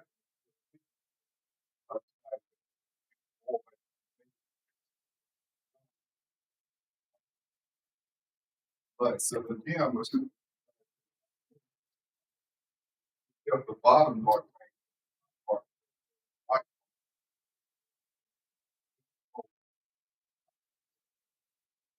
Mr. Parker. I think Dickson Middle, I mean, I know we're doing a lot of discussion about all these. I think Dickson Middle's in our resolution is in the motion made for our 177 current fund. I think we just haven't got to Dickson Middle yet because we've got our engineers busy on what we prioritize as Dickson High School's athletics right now. I believe Dickson Middle is in that motion Steve Haley made it. I don't know if he remembers it. They are. It was about this long of a motion, but I think Dickson Middle was in there. I think we can probably cover their lighting and their gymnasium. I think was specifically in that resolution for that 177 fund. So Charlotte was not in that resolution for But that it could be down here. 177 fund on that. But I think my general comment was that the answer to our question, I think the point towards the work session. When it gets there, then you get put in the right direction. So that was more my general answer. Dixon Middle School has been in pain. It's been in pain when I came on 2008. I've been coming several times. I'm surprised it's still feeling anything left to peel off, but it's been coming down. Yeah. So it does need to address it, and I agree with Charlotte does also. But I think looking at the overall Charlotte plan, I think still very potentially motion there. But I would say these with a work session.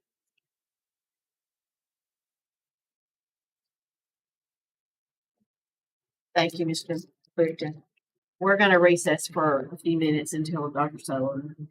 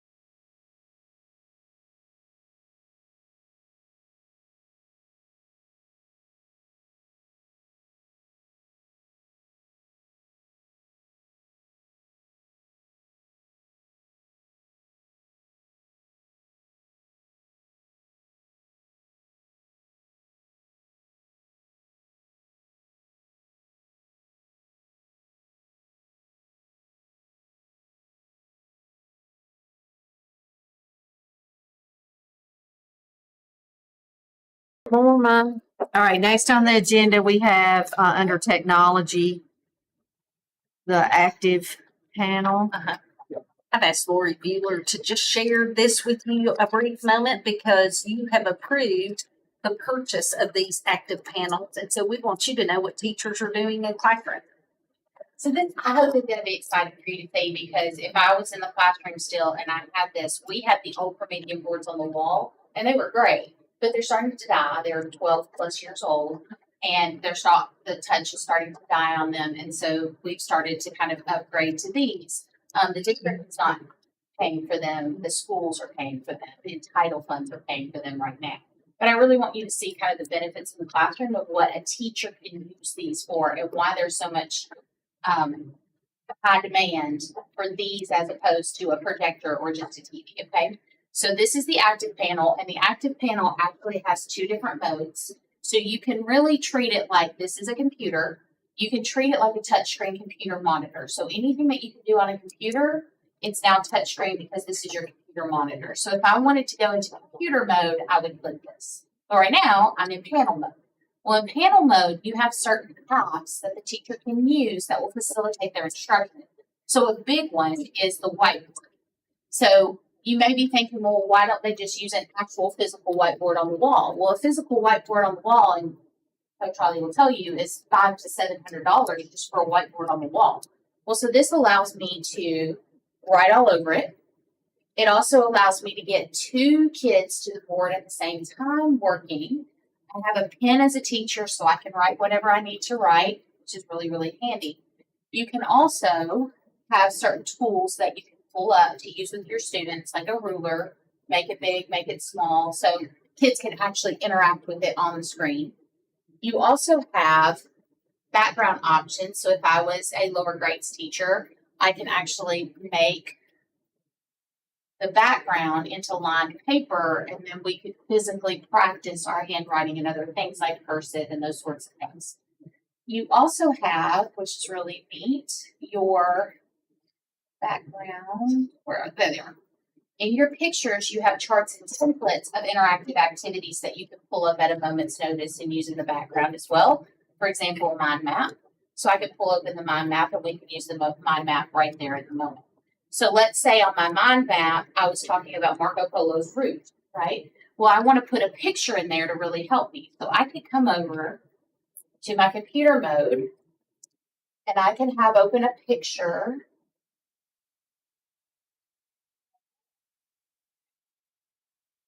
And I can actually use the screen capture app to screen capture that picture.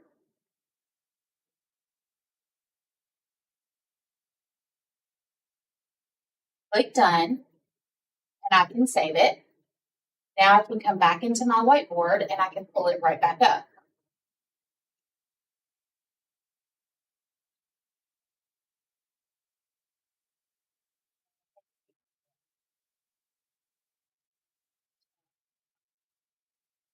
I love how technology doesn't always work exactly how you want it to, exactly when you want it to. Let's try one more time. There's actually an open with feature that's even easier. So I can come in, take my screenshot,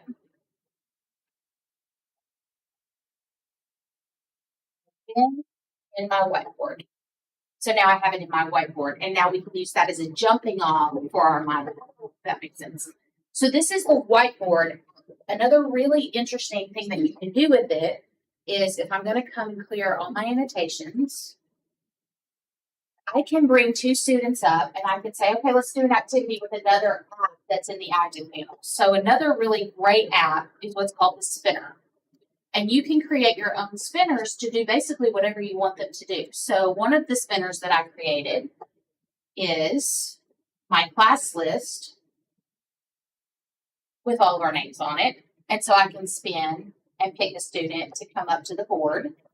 I can also have 4 different spinners up at a time, which allows me to do even more activities. For example, if I pulled open my nouns and I pulled open my verbs and I spun the two, and I'm teaching, let's say, a 4th grade ELA class, I can say, okay, Write me a paragraph using just this noun and this verb, and write me a paragraph narrative just based on these 2 words.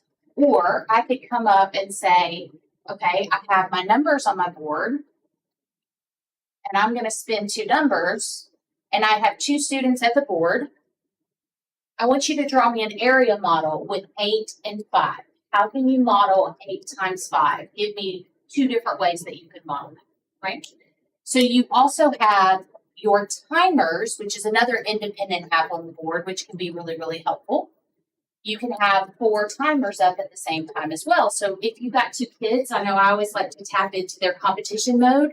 So if you have timers up where you treat it like a stopwatch,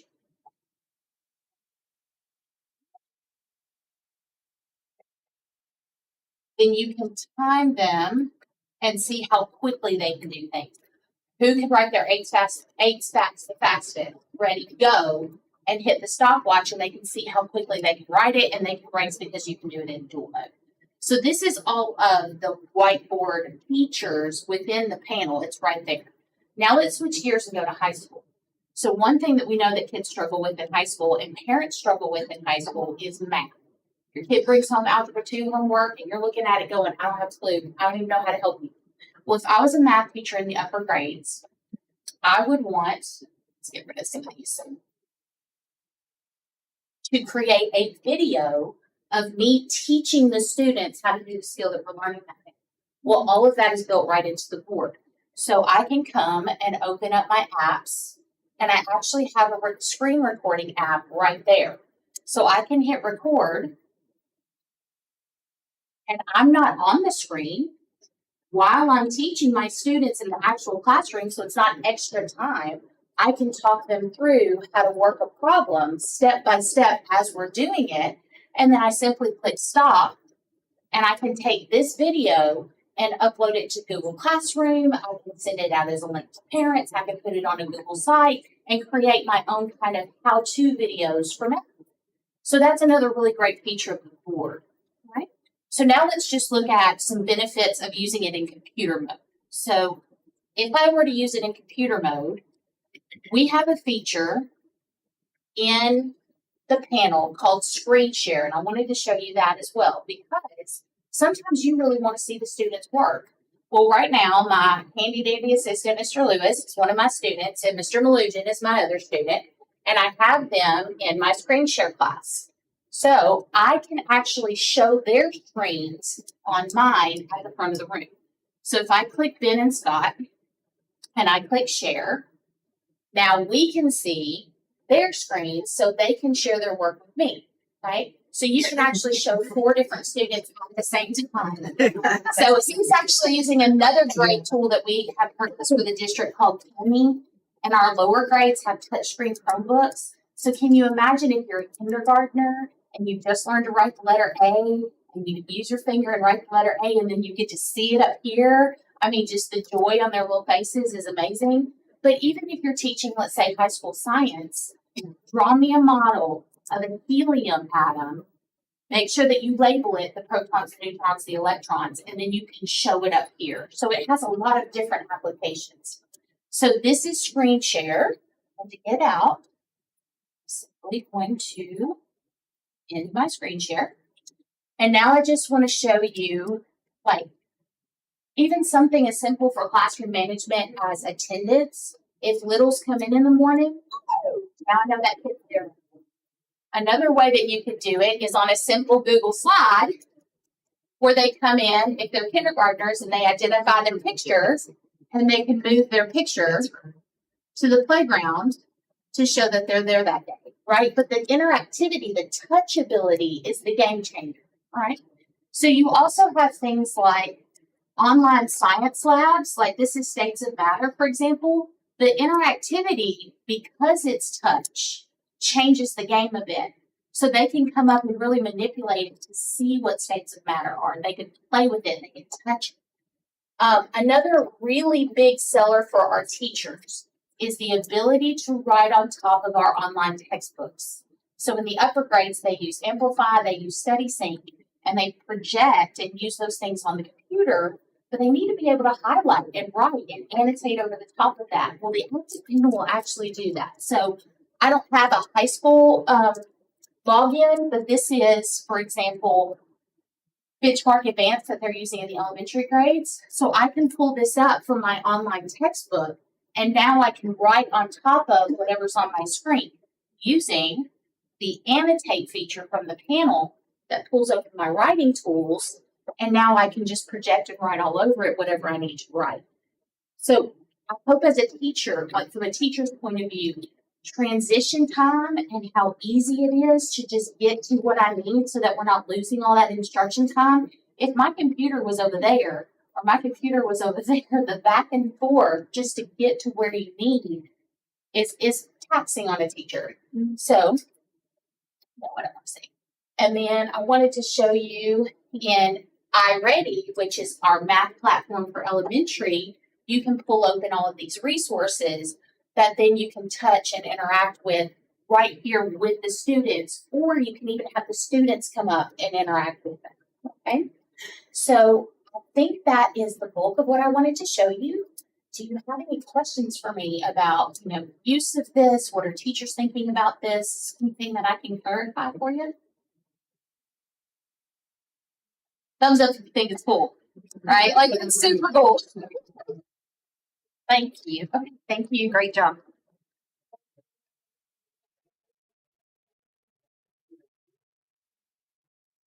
Next, we have TSBA BOE Connect. That's our conversation from our planning session that Mr. Ben Torres was here, and this was asked of me to put on the agenda. Motion to approve. Any other discussion? All in favor, say aye. Aye. Any opposed? All right. Madam Chair, Yes. do you have a work session planned for October for where we can? Yes. Yes. I think we've discussed maybe October 15th. If that is available for everyone.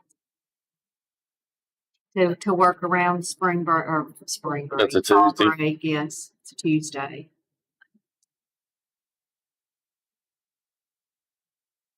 Then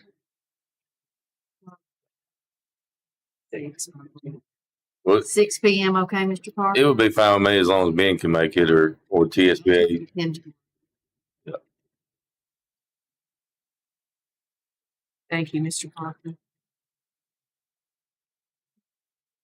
Okay, next we have human resources. Board members, you will see the human resource report for September, where we have retirements, resignation, leave of absence, non-renewals, dismissals, hires, transfers, assignments, and reassignments. We have one retirement, Mr. Robert Capes, 8th grade science teacher, Charlotte Middle School, 26 years. So congratulations to him.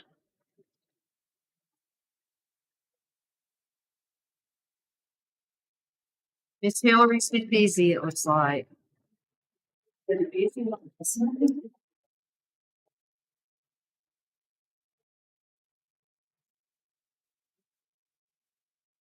Our next, Question. yes, sir. We increased central office staff by 3. When it says CO countywide, CO is what? Central office.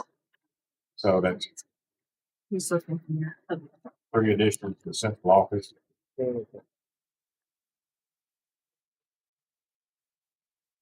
Daniel, Were Karen. those open spots? Those were open spots. spots, okay. Yes, sir.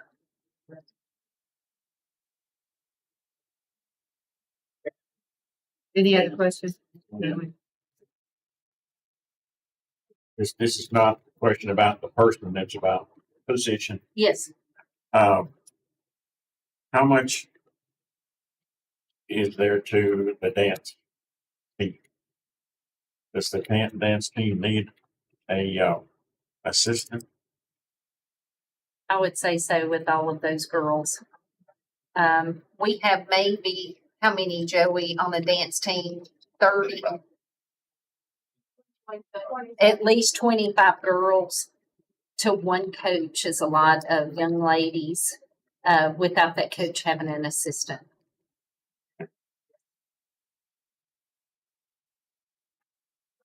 Any other questions?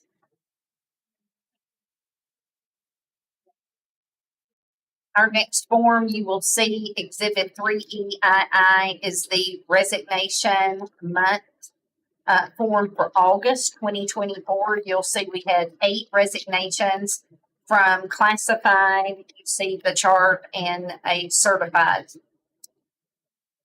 employee. Various reasons listed, breakdown of which schools.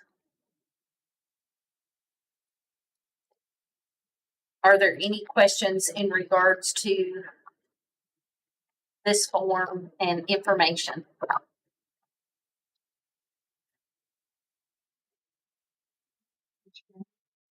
You have something? I was just wondering, the resignations, we don't identify what school they're coming from. Or any of the, for instance, the job opportunity. Don't know. This is the overview from last month. The report that we do at the end of each year. We're now doing it a month. We get this document. So this would have been last month. So on the first page here, that tells where that tells where they work. First, up here. Yes. Okay. But this document is just last. Okay. And then this next month, you'll see this document because we have to report this to you before the month is over.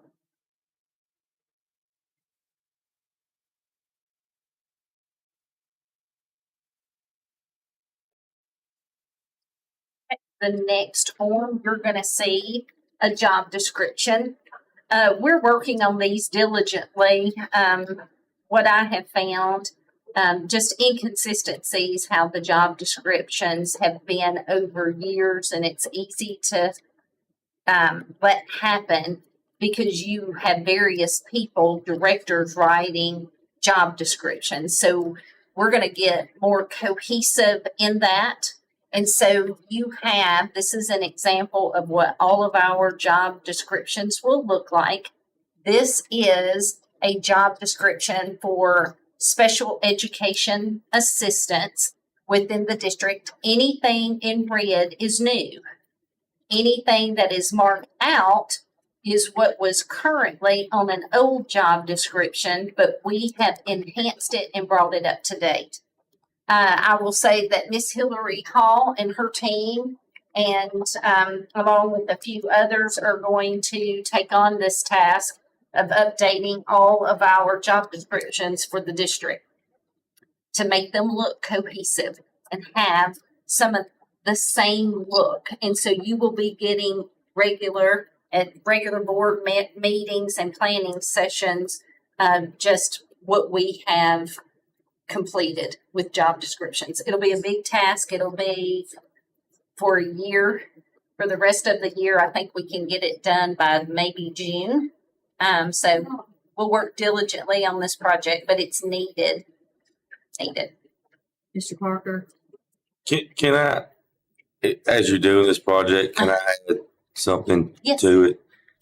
Under employment, can you put right there where they're paid and in the salary sketch in the classified matrix? You know what I'm talking about? If they're, yes. Like if they're obviously if they're, I think, which part in the matrix they're paid under. Ms. Hall? If I may, This is Janelle's. here I spoke to him. Yes, ma'am. So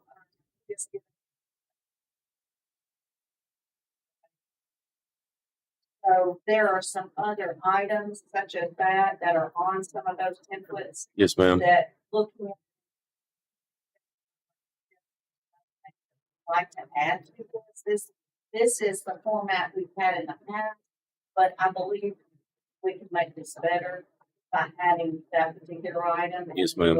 That I have some ideas that I think will be more transparent in the job description, what your salary is, the days that you work, what you're required of you. So, and then also having a signature where we sign off on that we understand that when we come into the job.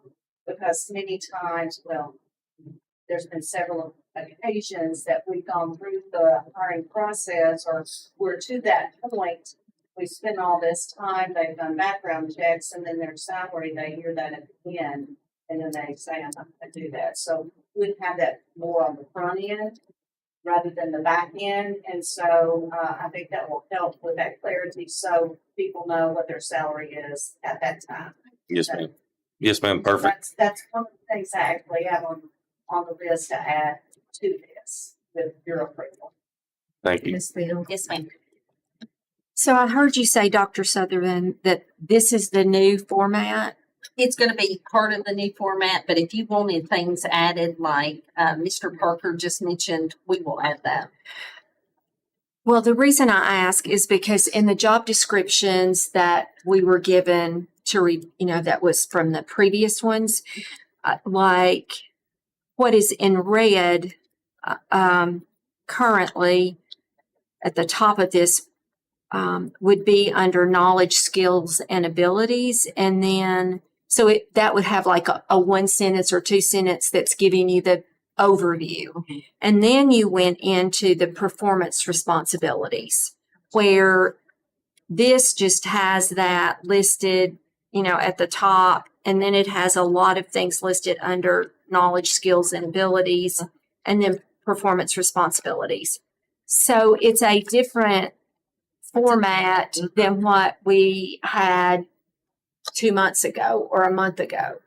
Those about 2 months ago, everyone was writing them. And so the more you start looking into things, the better you get. And so looking at TSBA's site and what we have been exposed to over the last couple of weeks, we realized we needed to get better. And so what we want to do is take all of our job descriptions that we have and make them cohesive and more information. And so that's what this is.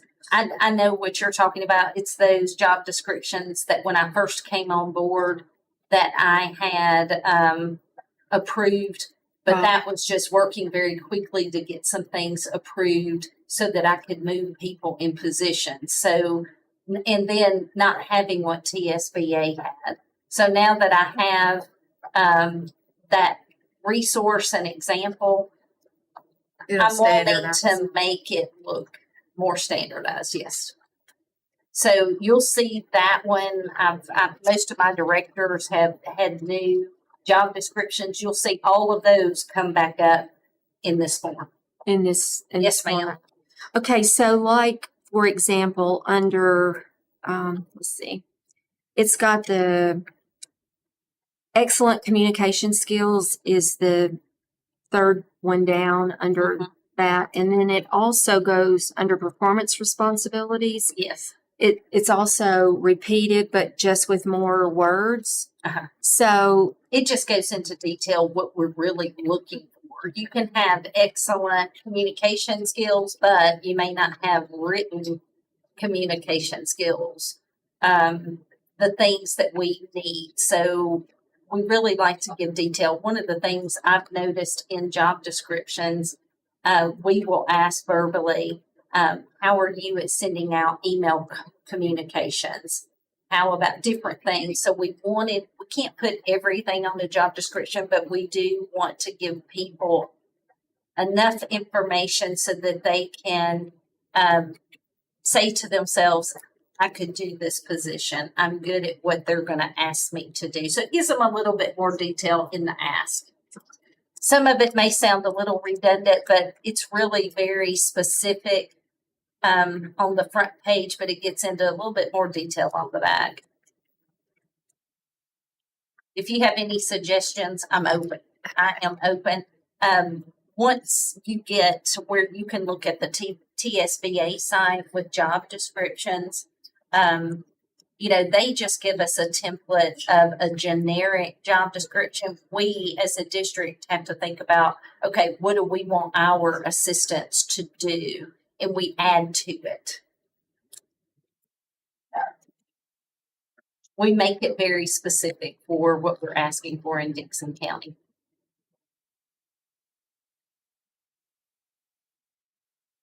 Have any other questions?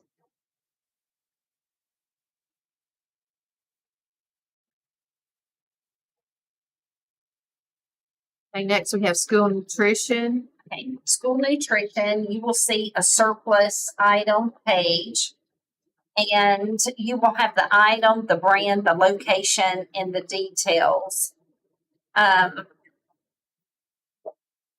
This is from Mr. Williams. We kind of spoke about we are changing this process form to talk about the reason why we are surplusing. You will see that some works but maybe old or he's upgraded. But these are the things that he wants to put in the surplus for the district, and you can see where they're coming from and what they are.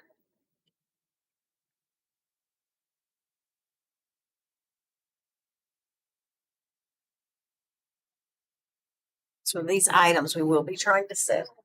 Auction off. These are not, they're more valuable. They are more valuable.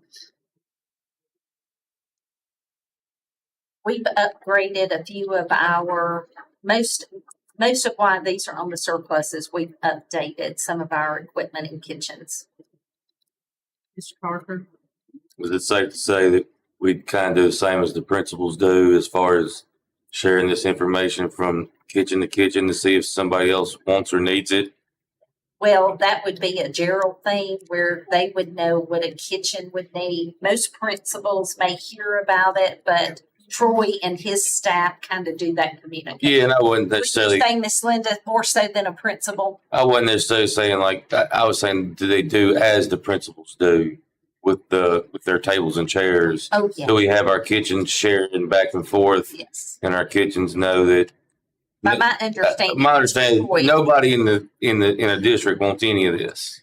I'm assuming everything except the three that say works, the rest of it's all broke. Yeah.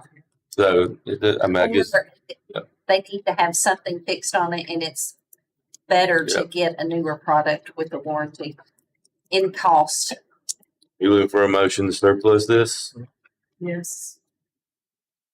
No motion. Second. Motion to surplus it in a second. Any other questions or discussion? Roll call vote, please. Ms. Parker? Yes.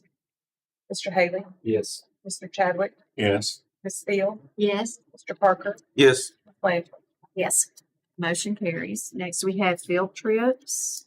We sent several field trips from schools across the district that you will see that they are going to various locations. We've attached their itineraries. The first one you will see William James cheer competition.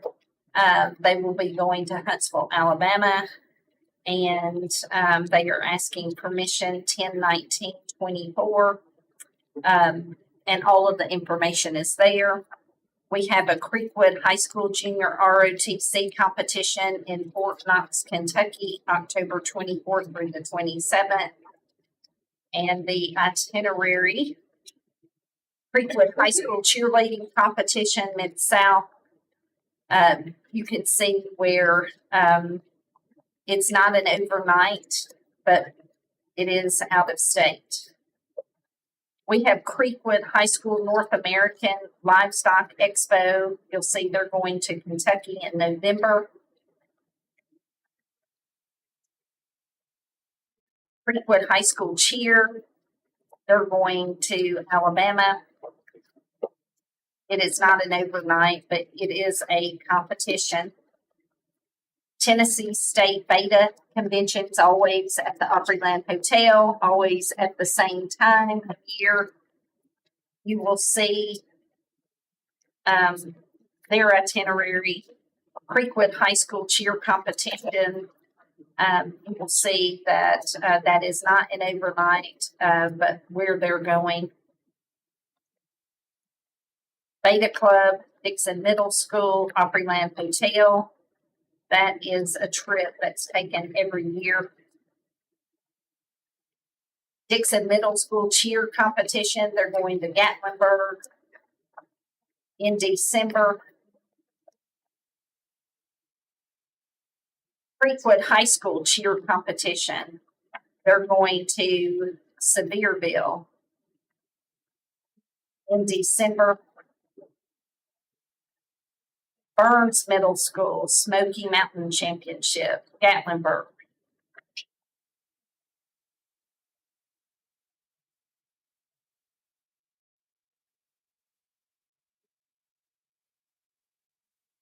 Creekwood High School baseball tournament, December 27th through the 30th, Sevier County.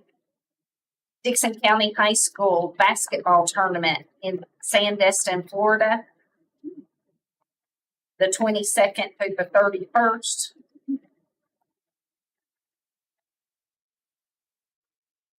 And that's it right now.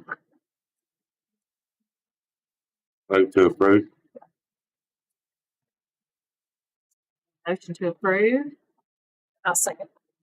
Have a second to approve the field trips. Any other questions or discussion? Roll call vote, please. Ms. Froggatt, Yes. Mr. Haley, Yes. Mr. Chadwick, Yes. Ms. Field, Yes. Mr. Parker, Yes. Ms. Lane. Yes. I'm going to ask Dr. Lucas Winstead to come to the podium, and we're going to talk about policies. And we are in the midst of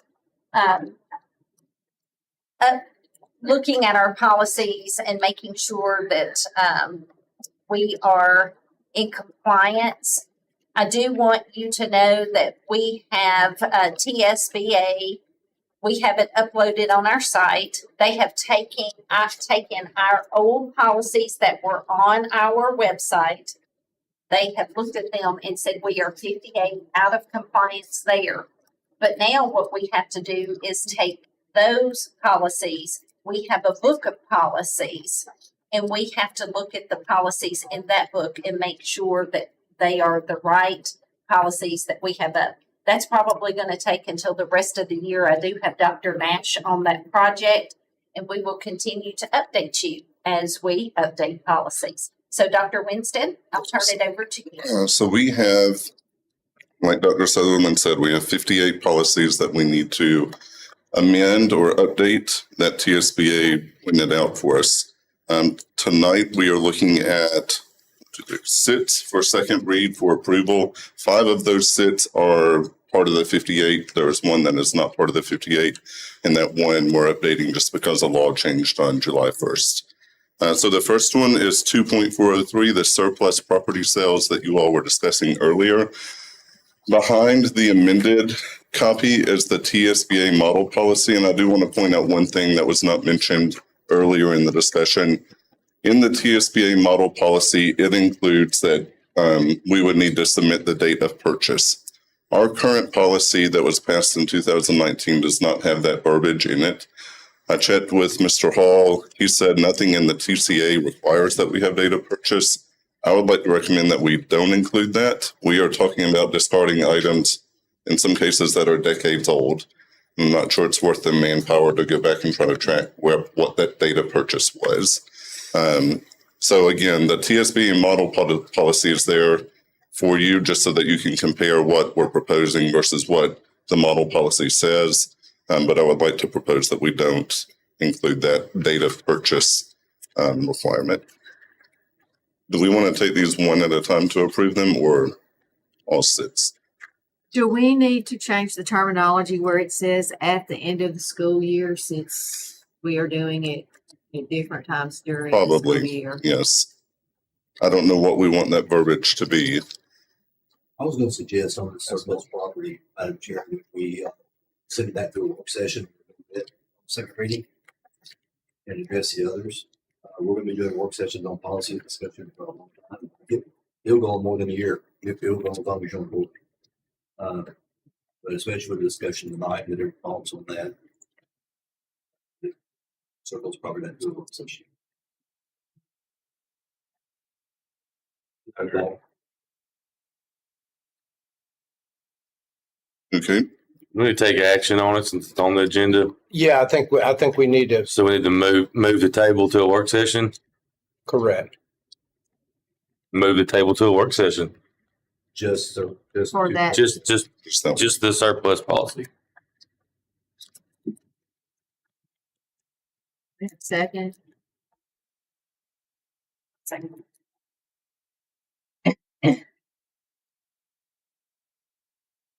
Roll call vote, please.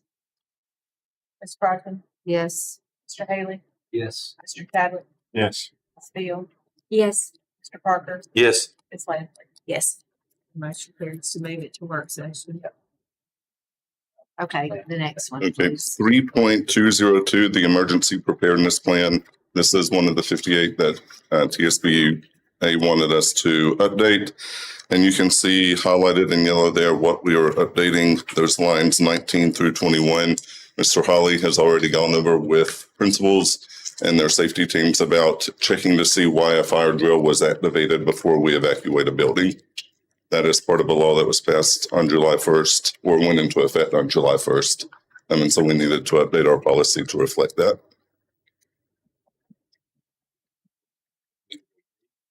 Good. Have a motion to approve policy 3.202 on second reading. Do you have any other questions or discussion?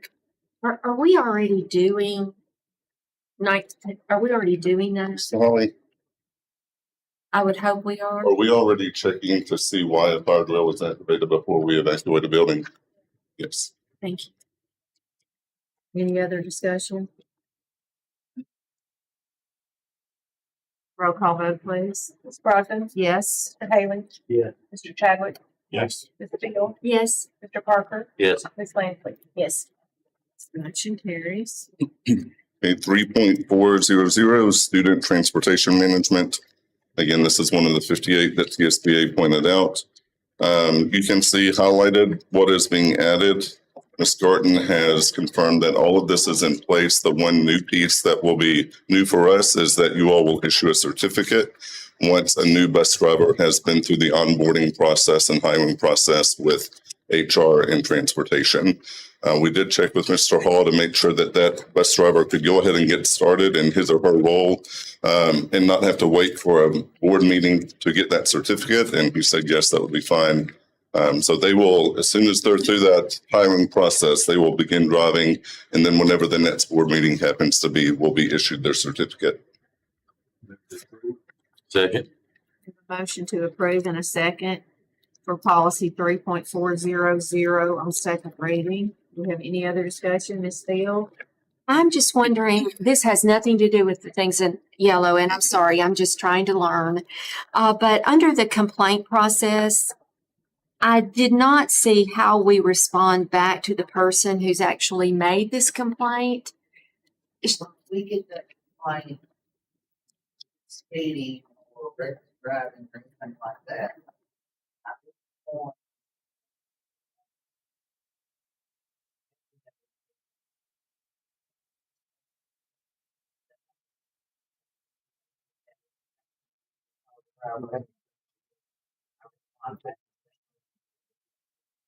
At that time, okay. I just wonder, do we need to just add those words that that she That she does sent? respond back? I think. I think it may be in there Well, where already. is it? Line 26. It's page 2. Yes, but are you talking? Within 60 days of receiving the initial complaint, the supervisor shall submit the final written report that details the investigation's finding as well as the action taken in response to the complaint. And so I would view that as the follow-up to the complainant. Okay, I did not view it that way, but that's what that means then. Okay. Madam Chair, can I make a comment? Yes. Not about the policy, but in general. Depending when you get a first and a second on the motion, then those discussion, so not rushing through the discussion. And I feel like the policy, especially that anything that we all just coming up has been discussed before, that anything is in discussion, long will go back to the work work session to give y'all into that surplus video. So one rush, one first and second.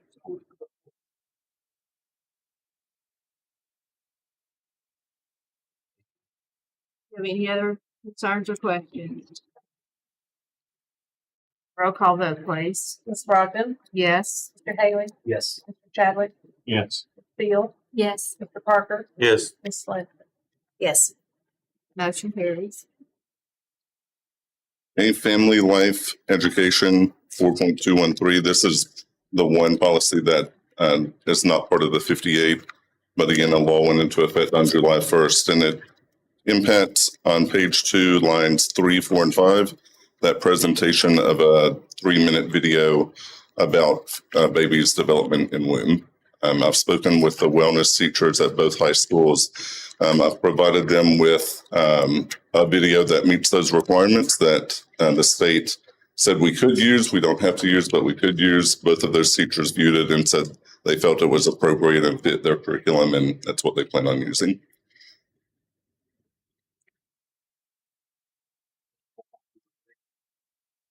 Yes, sir. Yes. Thank you. Yes, sir. And this is state law change, correct? Yes, ma'am.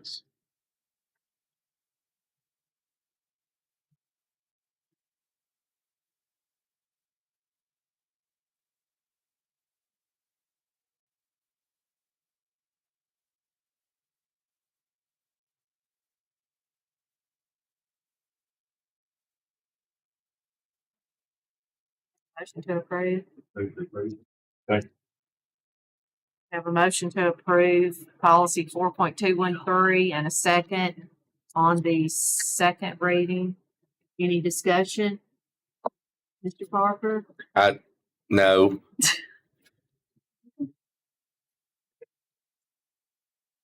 Roll call vote, please. Ms. Brogdon, Yes. Mr. Haley, Yeah. Mr. Chadwick, Yes. Ms. Field, Yes. Mr. Parker, Yes. Ms. Langley. Yes. Motion passes. Okay, 4.214, this is one of the policies that we are required to have by law that we don't have. You can see that it's a new policy for us.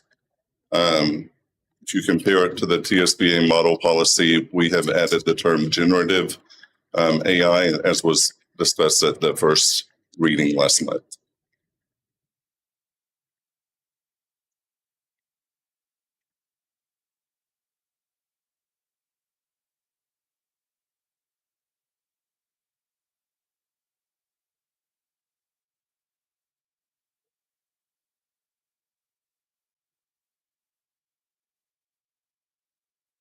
Questions about policy 4.214? I did just wonder how the last two parts, since we're passing it after the school year started, like to report to the board in June. Is The it notice to anything parents, is retroactive? Yeah, the notice to parents and then the report to the board. Is that going to be retroactive at this point? Just to come up next June? Okay.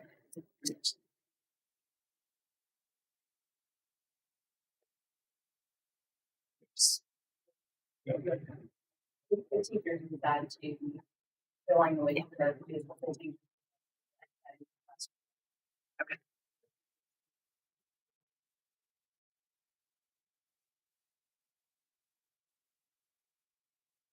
We have a motion to approve.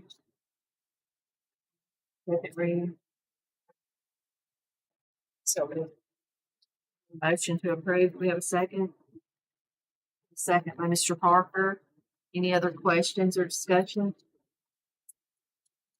Roll call vote, please. Ms. Brogdon, Yes. Mr. Haley, Yes. Mr. Chadwick, Yes. Ms. Field, Yes. Mr. Parker, Yes. Ms. Langley.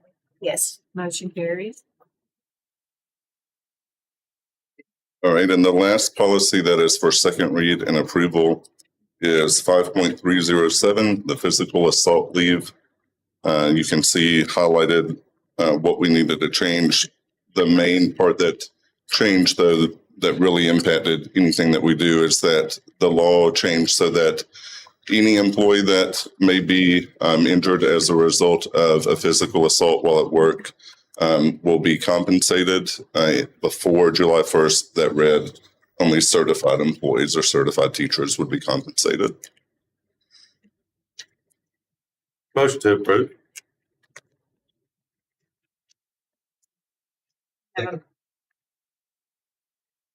There's a few, Mr. Haley. So we have a motion and a second to approve policy 5.307 on second read. Any other discussion? Roll call vote, please. Ms. Brogdon, Yes. Mr. Haley, Yes. Mr. Chadwick, Yes. Ms. Field, Yes. Mr. Parker, Yes. Ms. Lampley. Yes. Carried. So these policies are up for first read, and then we will look at them again next month for approval. So the first is 4.21. This is one of the policies that TSBA identified as a policy we are required to have that we do not currently have. And it's about credit recovery. Dr. Marvin looked over this policy and said that it fits what we are already doing. We just needed a policy to match that.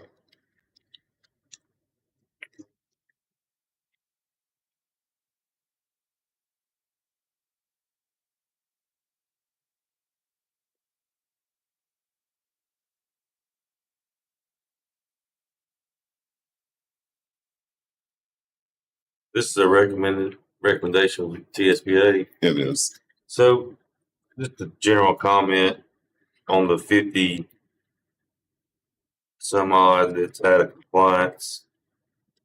Do we have do we have a certain order that we're going in? So when Mr. Torres was here, he said some districts, when they're presented with, these are what you need to update, they take section 1, then section 2, then section 3. And we can begin that process. We had already started identifying some policies that needed to be updated before he gave us those 58. And then in addition to what we had already identified, he identified in those 58 some that, if you read the verbiage, he said needed to be updated as soon as possible. And so those kind of, in my mind, fly to those two before we start that section by section process, updating those. Okay. No, if you all want, we can start that section by section process after this. No work. Thank you. Mhm.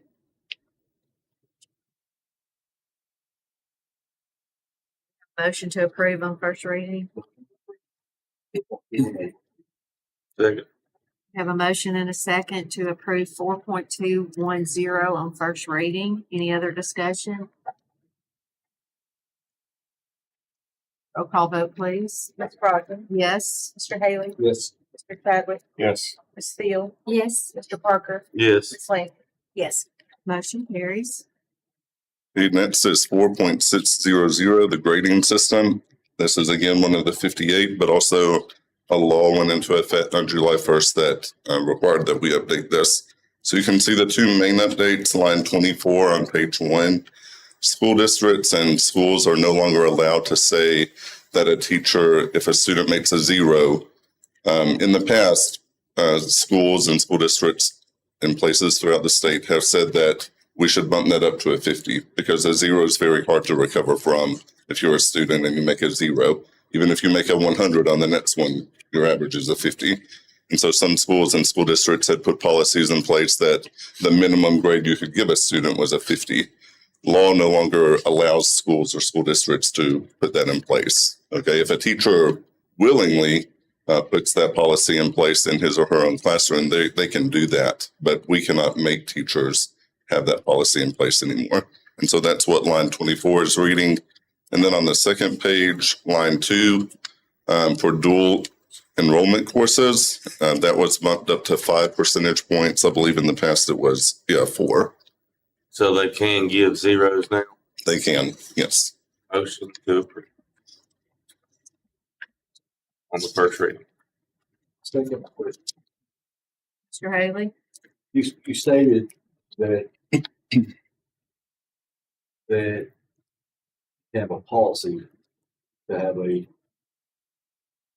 minimum score, but a teacher can still do it on their own. Right. We just cannot require that a teacher give anything other than a 0. So if I didn't understand the law this way, I've been 3 months since I read it, but verify it for us. Okay. Yes. I have a question. Yes, ma'am. On the second page, like the lottery scholarships, could we add language here to talk about, like the HOPE and the FAFSA are now available for kids that are in special education that are looking at the inclusive higher education programs? I don't know that we make that known.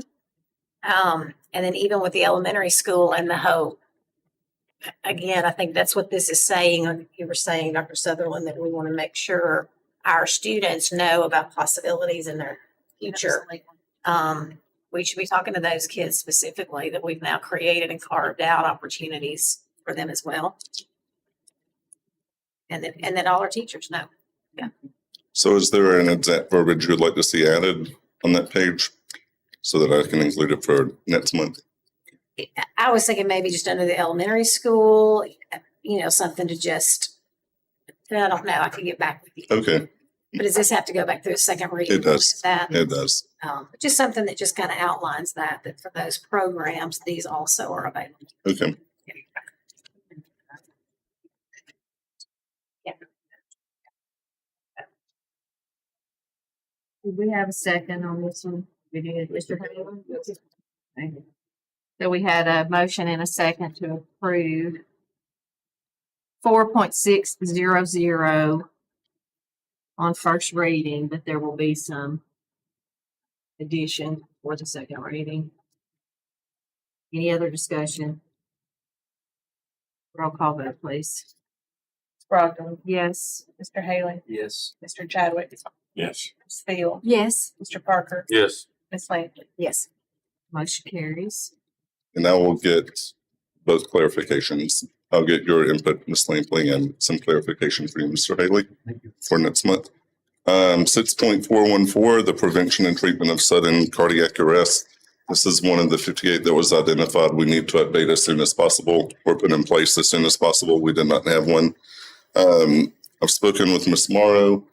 She confirmed that we have these things in place. If you look, there is one optional piece to this policy that I wanted to include just so that you all could discuss if you want it in place or not.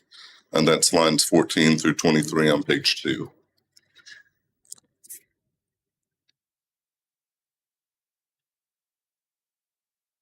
Say optional, is this something that was presented in model, or is it something that y'all as staff? So this exact verbiage, lines 14 through 23, were in the TSBA model policy as an optional piece we could include in our policy if we wanted to. And if we want, we can discuss that at the planning meeting since this is only first read. Would y'all?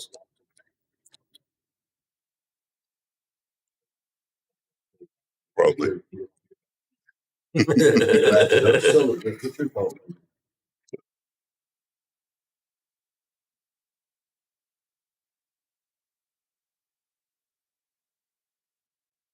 Guess I asked that because I'm not opposed to it. Right.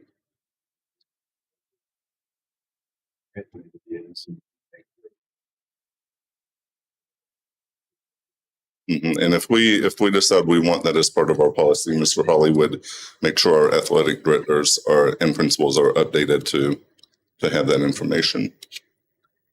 Just seems to me like that putting the penalty is not required takes away from the procedural aspect. We set policy, we don't set procedure. That's the administration's job to set procedure. And that's a procedure that they want to carry out, and to dictate policies have a big steps. Sure.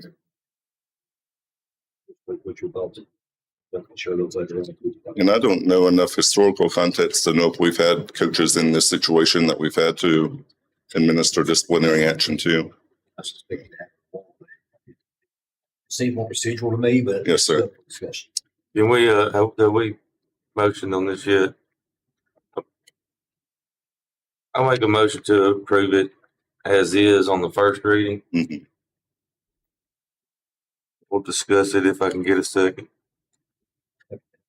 So let's add this to the work session along with the surplus items, and then we can talk through that. Would that be okay, Madam Chair? Yes. Motion. Do what? Remove your motion.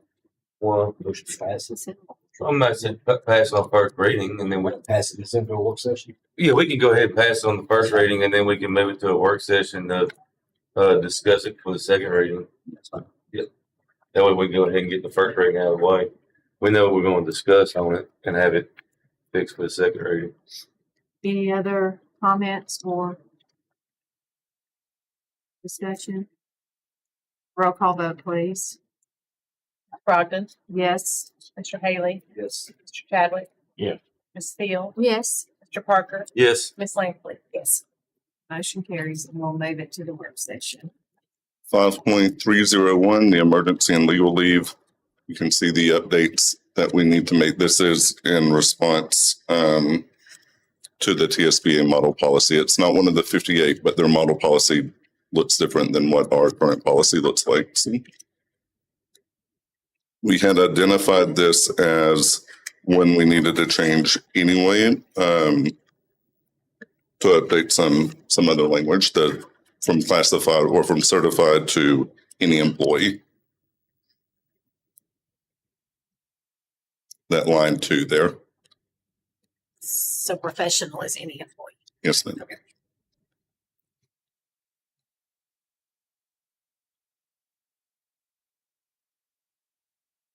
Clarify that question. She asked professional, not just certified.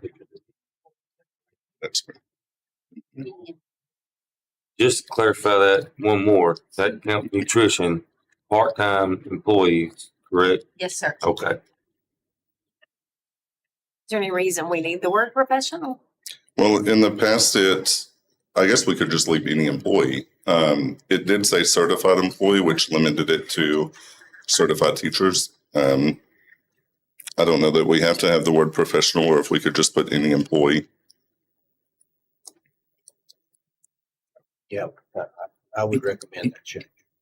Change it just to any employee. Yeah.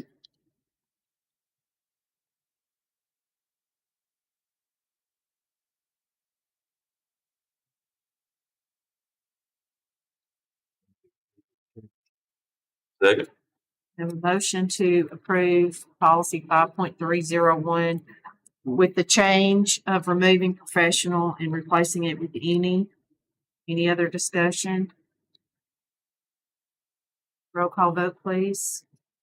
Ms. Brogdon, Yes. Mr. Haley, Yes. Mr. Chadwick, Yes. Ms. Steele, Yes. Mr. Parker, Yes. Ms. Langley. Yes. Motion carries. 4.608, this is one of the policies that we did not have in place that we needed in place. And when they identified we needed to get in place as soon as possible. We do allow school counselors to alter transcripts if something is noticed that is incorrect about it. So since we allow school counselors to do that, we have to have a policy in place for that.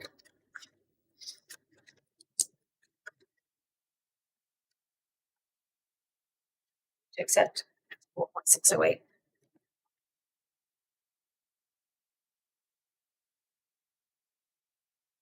Second.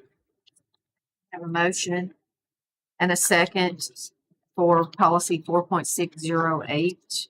Any other discussion? Roll call vote, please. Ms. Brogdon, Yes. Mr. Haley, Yes. Mr. Chadwick, Yes. Ms. Steele, Yes. Mr. Parker, Yes. Ms. Langley. Yes. Motion carries. Thank you. Thank you, Dr. Winston. Next, we have director's report.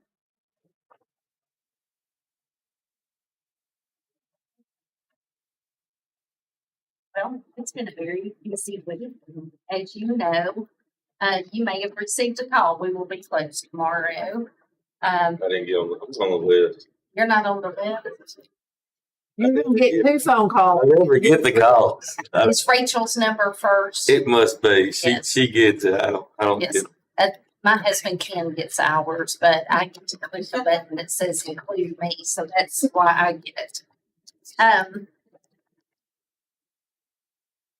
I wanted to share our 2 new board members got their wristlets tonight on the rigor, relationships, resilience, and relentlessness. And I gave you a page that we've given to all staff in regards to that. Our principals, we are meeting with them to wrap up our principal meetings. We have 4 remaining. They have to talk about how these 4 words are a part of their culture. And it's been very interesting and great conversations that we're having. Miss Ernestine and Miss Hall went to the Grow Your Own meeting at Austin P. They are a great partner with us in the Grow Your Own program. Miss Hall or Miss Ernestine, do you have anything to add? I know it was a great meeting. It was a good meeting, and we always enjoy talking to other districts, see what they're doing, and just hearing from Austin P. They've been great partners around the year. Appreciate the Grow Your Own voice of that also. Yes, like Ms. Adams said, it's great to talk with the other districts that are doing the same thing that you are. Get to collaborate with them, and it was a great meeting, and being part of the partnership council, but we put it in the night, and I'm Grow Your Own, they like your information and things like that. That's what the states, whatever have updates on the later. Good. Thank you. I will look into one of the things that we are needing as teachers are our secondary level. So I would like to look into partnering with David Lipscomb. They do have a program where it is hybrid, where a lot of the courses are online, but we can hire teacher assistants to be at the secondary level, and they work on their degree from Lipscomb. So stay tuned. I hope to be a part of that program next year. So they'll be a great partner. And we have several school districts in the Mid-Cumberland that are doing that currently. We are constantly seeking feedback, getting feedback around traffic concerns from Charlotte Middle and Charlotte Elementary School. We will be having a meeting with principals to look at root causes, trying to come up with solutions to get cars off of 48. And I spoke with Miss Sue Stringfield in regards to the traffic issue at Van Leer. One of the root causes is building the guard center, the welcome center. Thank you. I could not even think of that. And it proposed that it went down from 2 lanes to 1 lane due to having to go around the welcome center. And so we're going to look at that. She's going to look at that to see if once those cars pass through there, can they break off and get into 2 lanes again? So constant talking about that. So we hope to have some things rectified moving forward. You know, it's hard when you have cars sitting on 48 and it's not your jurisdiction. We will be speaking again with Sheriff Eads and Mr. Garland Breeden. They're as anxious as we are to get that fixed. So stay tuned and I'll give you an update on our meeting and some of the things that we can propose. Dr. Winstead, Miss Fortner, Dr. Thiel, Dr. Marvin, Miss Hall, and myself went to Clarksville 2 days this week, Monday and Tuesday. We went to work with a friend of mine that I've known, and many of them have known, Dr. B.J. Worthington, on high reliable organizations. Some of those things that we learned, I think we felt good about conversations that we're having, and it's about getting an organization better. And so we're going to implement some of the things that we've learned. We're going to do a book study on, tell me the book, what works at the district level. So we're going to start at the district level. It's a Marzano's book. And we're going to do some things to really think about being purposeful and mindful and intentional with what we're doing. We will be doing a landscape of all of our departments. I created the form today. Dr. Winstead and I have had conversations. but I think that's going to help us, especially when it comes to budget time. I shared that form with Aaron today. Updates on our facilities, Mr. Gerald gave. He left because we do have an issue with our sewer at Dickson Elementary School.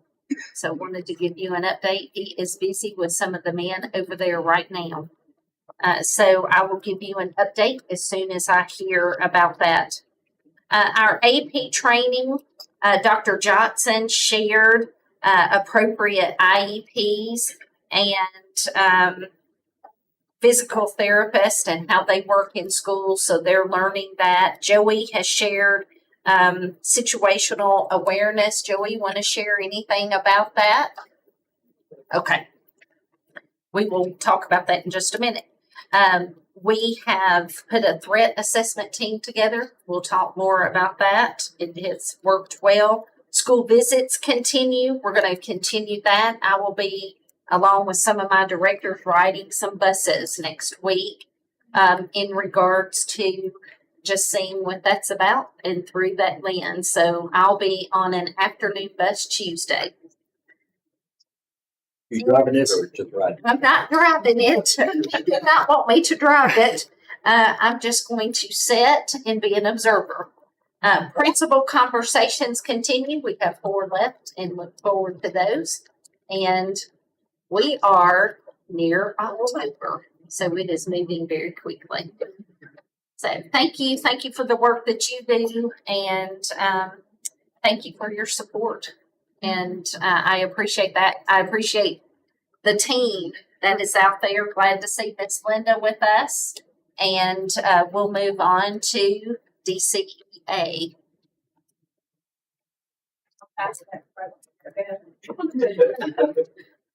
We want to welcome Ms. Lampley and Ms.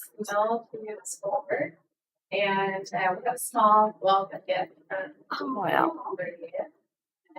Thank you for your willingness in public service to work with students. Thank you. Thank you for the work that you are doing and are about to do. Thank you.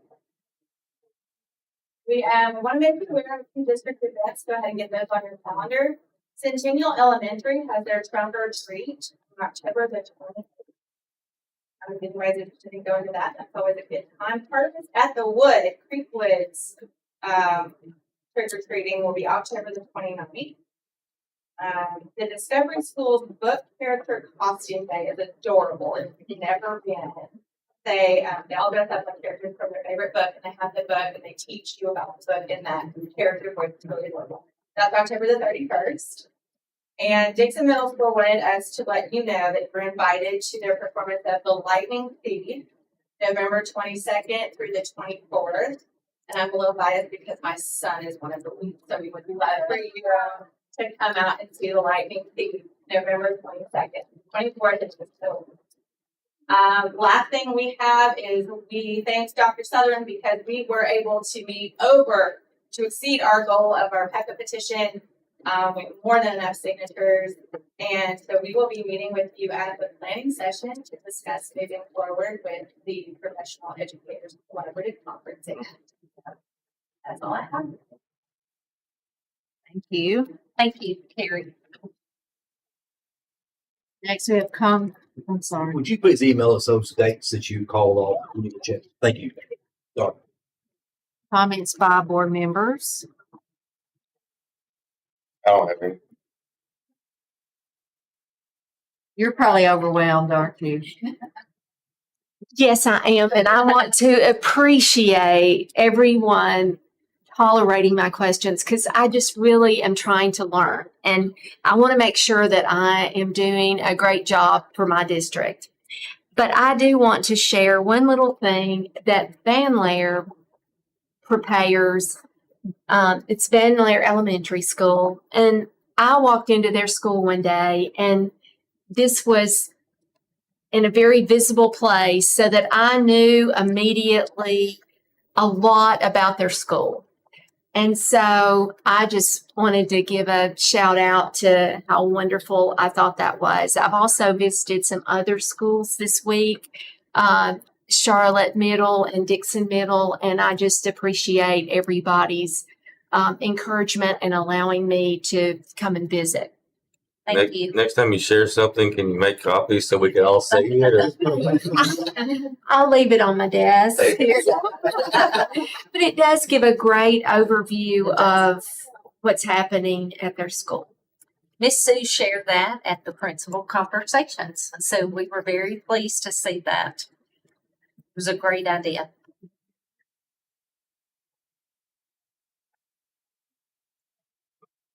I'll have to look at it later. Okay. I appreciate, the reports from the different departments, things. We're getting a lot of information. Makes things easier to think about what we need to do. You're welcome. I've got something to give you before you go. I forgot.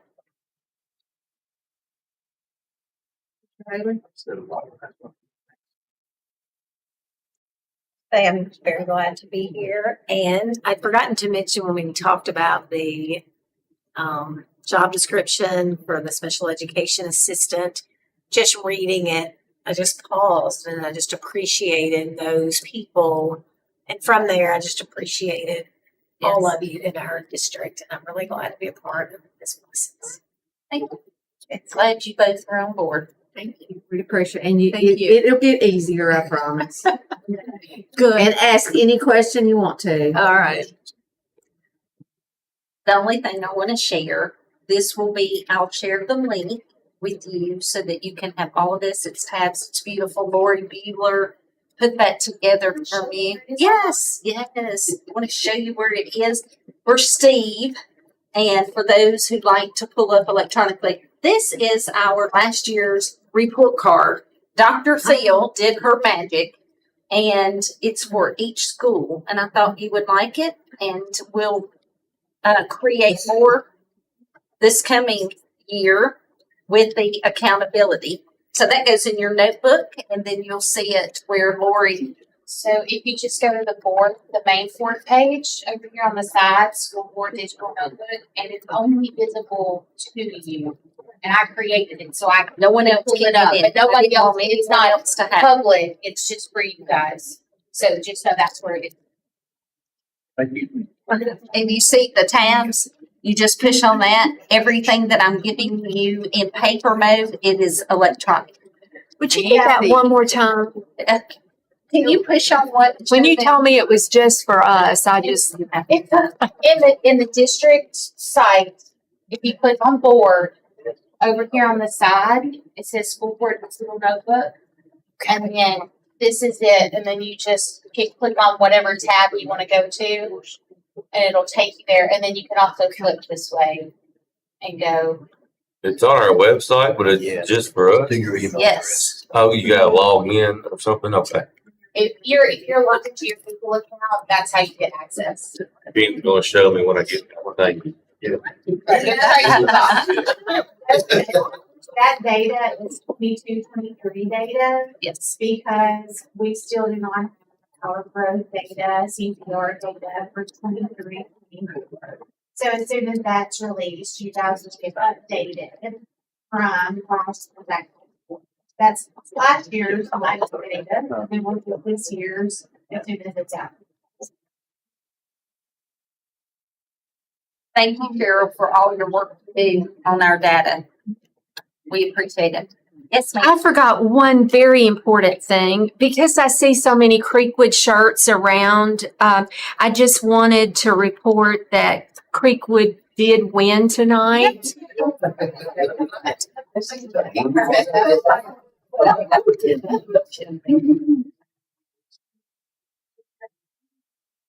All right, now we will go to executive session.